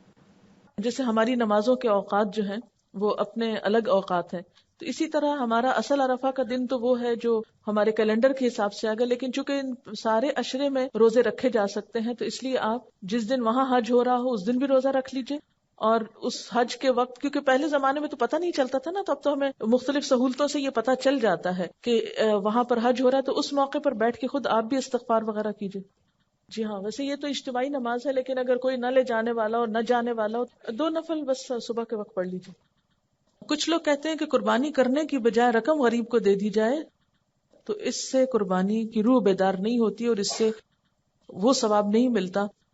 غریب کو آپ سارا سال دے سکتے ہیں، جتنا چاہیں دیں، لیکن قربانی کے دن جیسے کہ حدیث میں آتا ہے اس دن خون بہانے سے بڑھ کر ابن آدم کا کوئی عمل اللہ تعالیٰ کو پسند نہیں. تو جب تک یہ کام نہیں کریں گے اس وقت تک فریضہ ادا نہیں ہوگا. سوال ہے کچھ لوگ ایک گائے لے کر ایک حصہ قربانی کا رکھتے ہیں، 6 حصے عقیقہ کر دیتے ہیں. کیا قربانی کے جانور میں عقیقہ کر سکتے ہیں؟ جی کر سکتے ہیں. اگر گھر میں ہر فرد کما رہا ہے تو الگ الگ قربانی کرنا ہوگی. جیسے کہ پہلے میں نے عرض کیا کہ قربانی تو محبت کا ایک اظہار ہے. اس میں آپ صلی اللہ علیہ وسلم سے یہ بھی پتا چلتا ہے کہ ایک موقع پر آپ نے 100 قربانیاں کی، 70 اپنے ہاتھ سے کی اور 30 حضرت علی رضی اللہ تعالیٰ عنہ نے کی. اور ایسا بھی ملتا ہے کہ ایک قربانی سارے گھر والوں کی طرف سے کی گئی. تو یہ آپ کی اپنی خوشی اور استطاعت پر ہے کہ آپ کیا کرنا چاہتے ہیں. اس میں کوئی آپ کو واضح ایسا قانون نہیں دیا گیا کہ یہ کرے اور یہ نہیں کرے، لکیریں نہیں کھینچ کے بتائی گئی. یہ تو محبت کا ایک امتحان ہے. نبی صلی اللہ علیہ وسلم کے نام سے قربانی کرنے کے علاوہ دوسرے انبیاء کے نام سے بھی کر سکتے ہیں، یا صحابہ کرام کی طرف سے بھی کر سکتے ہیں، پوری امت کی طرف سے بھی کر سکتے ہیں. یعنی ایک میں بہت سارے بھی شریک ہو سکتے ہیں. اللہ کی رحمت بہت وسیع ہے، اس کے لیے کچھ مشکل نہیں. پھر یہ سوال ہے کہ جس دن سعودی عرب میں 10 ذی الحج ہوتی ہے اس دن یہاں 9 ذی الحج ہوتی ہے، تو کیا ہم روزہ رکھیں؟ جی اس لیے کہ رمضان میں آپ کیسے روزہ رکھتے ہیں؟ اپنے حساب سے کہ وہاں کے حساب سے. پھر کسی نے لکھا ہے کہ کسی کے اوپر اگر 4 لاکھ کا قرضہ ہے تو پہلے قرضہ ادا کرے یا قربانی کرے. فتویٰ تو آپ کو یہ کہتا ہے کہ پہلے قرضہ ادا کریں، لیکن ہم نہ تو قرضہ ادا کرتے ہیں اور نہ قربانی کرتے ہیں. بلا ضرورت بعض اوقات قرضے لے کے اپنے اوپر رکھتے ہیں، زکوٰۃ سے بچنے کی کوشش کرتے ہیں، قربانی سے، اللہ کی راہ میں خرچ کرنے سے. اب یہ بھی دیکھنا پڑے گا قرضہ آپ نے کس لیے لے کر رکھا ہوا ہے. بات پھر وہی ہے جس سے میں نے شروع کیا تھا کہ ابراہیم علیہ السلام کو جب اللہ تعالیٰ نے حکم دیا تھا کہ بیٹے کو قربان کرو تو انہوں نے یہ کہا تھا یا اللہ اتنے بڑھاپے میں بیٹا ملا ہے، اب پھر تو کہتا ہے کہ اس کو قربان کر دو، کیسے کرو؟ اور اتنے دن دیکھا نہیں کیونکہ چھوٹا ہی تھا تو چھوڑ کے آ گئے اس کو مکہ میں اور خود واپس چلے گئے. کئی سال کے بعد واپس آئے، جب بچہ بڑا ہو گیا دیکھ کے دل باپ کا خوش ہوا ہوگا. اتنے عرصے بعد ملاقات ہوئی، کیونکہ یہ جو بچوں کی ٹین ایج ہوتی ہے نا، جب بچے بڑے ہو رہے ہوتے ہیں تو ماں باپ کو بہت محبت ہوتی ہے اپنے بچوں سے. تو اتنے دنوں کے بعد اگر آپ خود سوچیں کہ اگر آپ کئی سال بعد اپنے بچے کو دیکھیں اور آپ کو یہ حکم ملے کہ اس کو ذبح کر لیں، تو ہم میں سے تو میرا خیال ہے کوئی تصور میں بھی نہیں لا سکتا. چھوٹے سے بچے کو چھوڑ کے گئے تھے کہ جب وہ ایڑیاں رگڑنے والا تھا جسے زمزم نکلا تھا، پھر چلے گئے اللہ کی راہ میں، پھر واپس اتنے عرصے کے بعد آئے، دیکھا اس کو دل خوش ہوا. تو اللہ تعالیٰ نے کہا تھا نا والذین آمنوا اشد حبا للہ، اللہ تعالیٰ نے ابراہیم علیہ السلام کو اپنی محبت کے لیے خالص کیا ہوا. تو بیٹے کی محبت جو ہی آئی تو امتحان لے لیا، اس کو دے دو میرے رستے میں. دیتا ہوں. تو یہ جو محبتوں کا امتحان ہے، قل ان کان آباؤکم و ابناؤکم و عشیرتکم، اصل ایمان کیا ہے کہ اللہ کی خاطر انسان سب کچھ قربان کر سکے. کیا عورت خود قربانی کر سکتی ہے؟ اگر ہمت ہے تو کر کے دیکھیے، منع تو نہیں ہے، لیکن ایک دن کریں گے اور کئی دن تک یاد رکھیں گے، اتنا آسان نہیں ہے. ساری فیملی باہر رہتے ہیں، یورپ میں رہتے ہیں، ان کی قربانی کے پیسے میں غریب رشتہ دار اور ڈرائیور کو دے دیتی ہوں تاکہ یہ زیادہ سے زیادہ گوشت استعمال کر سکے. کیا یہ صحیح ہے؟ بس میک شور کہ وہ قربانی کرتے ہوں، وہ اس سے کچھ اور نہ خریدتے ہوں. ٹھیک ہے، قربانی کے پیسوں سے قربانی کا جانور ہی خریدنا چاہیے. کیا جو لوگ غیر ممالک میں رہتے ہیں وہ یہاں پیسے بھیج کر قربانی کرا سکتے ہیں؟ بہتر تو یہی کہ وہیں کرائیں، کیونکہ ان کے بچوں کو کیسے پتا چلے گا؟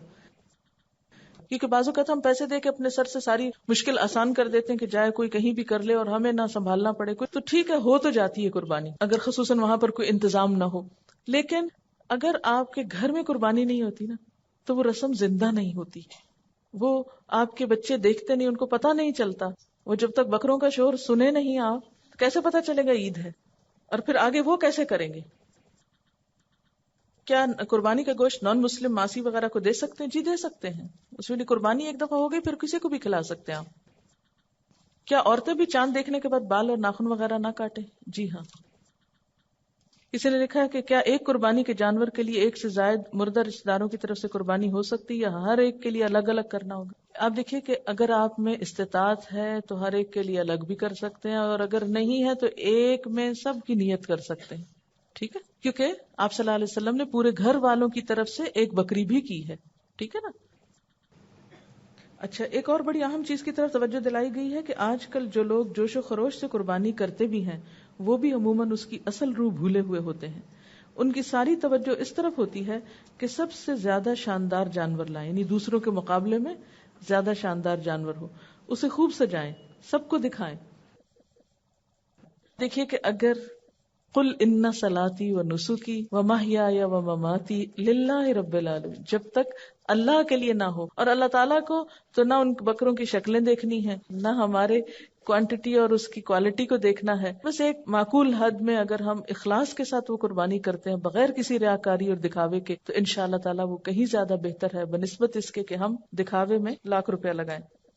اب ذرا سورۃ صافات کی وہ آیات جو حضرت ابراہیم علیہ السلام کی سنت کی قربانی کے سلسلے میں تھی، وہ ذرا سن لیجئے. هب لي من الصالحين فبشرناه بغلام حليم فلما بلغ معه السعي قال يا بني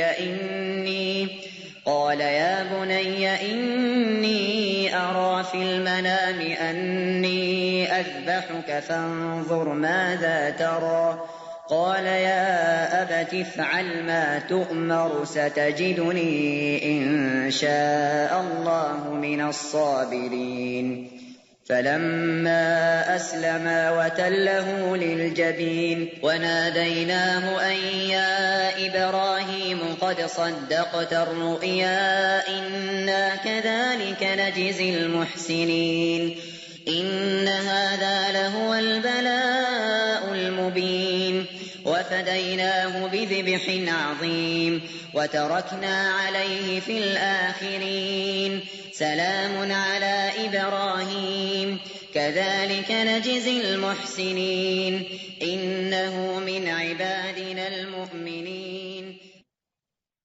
عشرہ ذی الحج میں پڑھی جانے والی تکبیرات، یعنی پہلے 10 دنوں میں پڑھی جانے والی تکبیرات: اللہ اکبر اللہ اکبر، لا الہ الا اللہ واللہ اکبر، اللہ اکبر وللہ الحمد.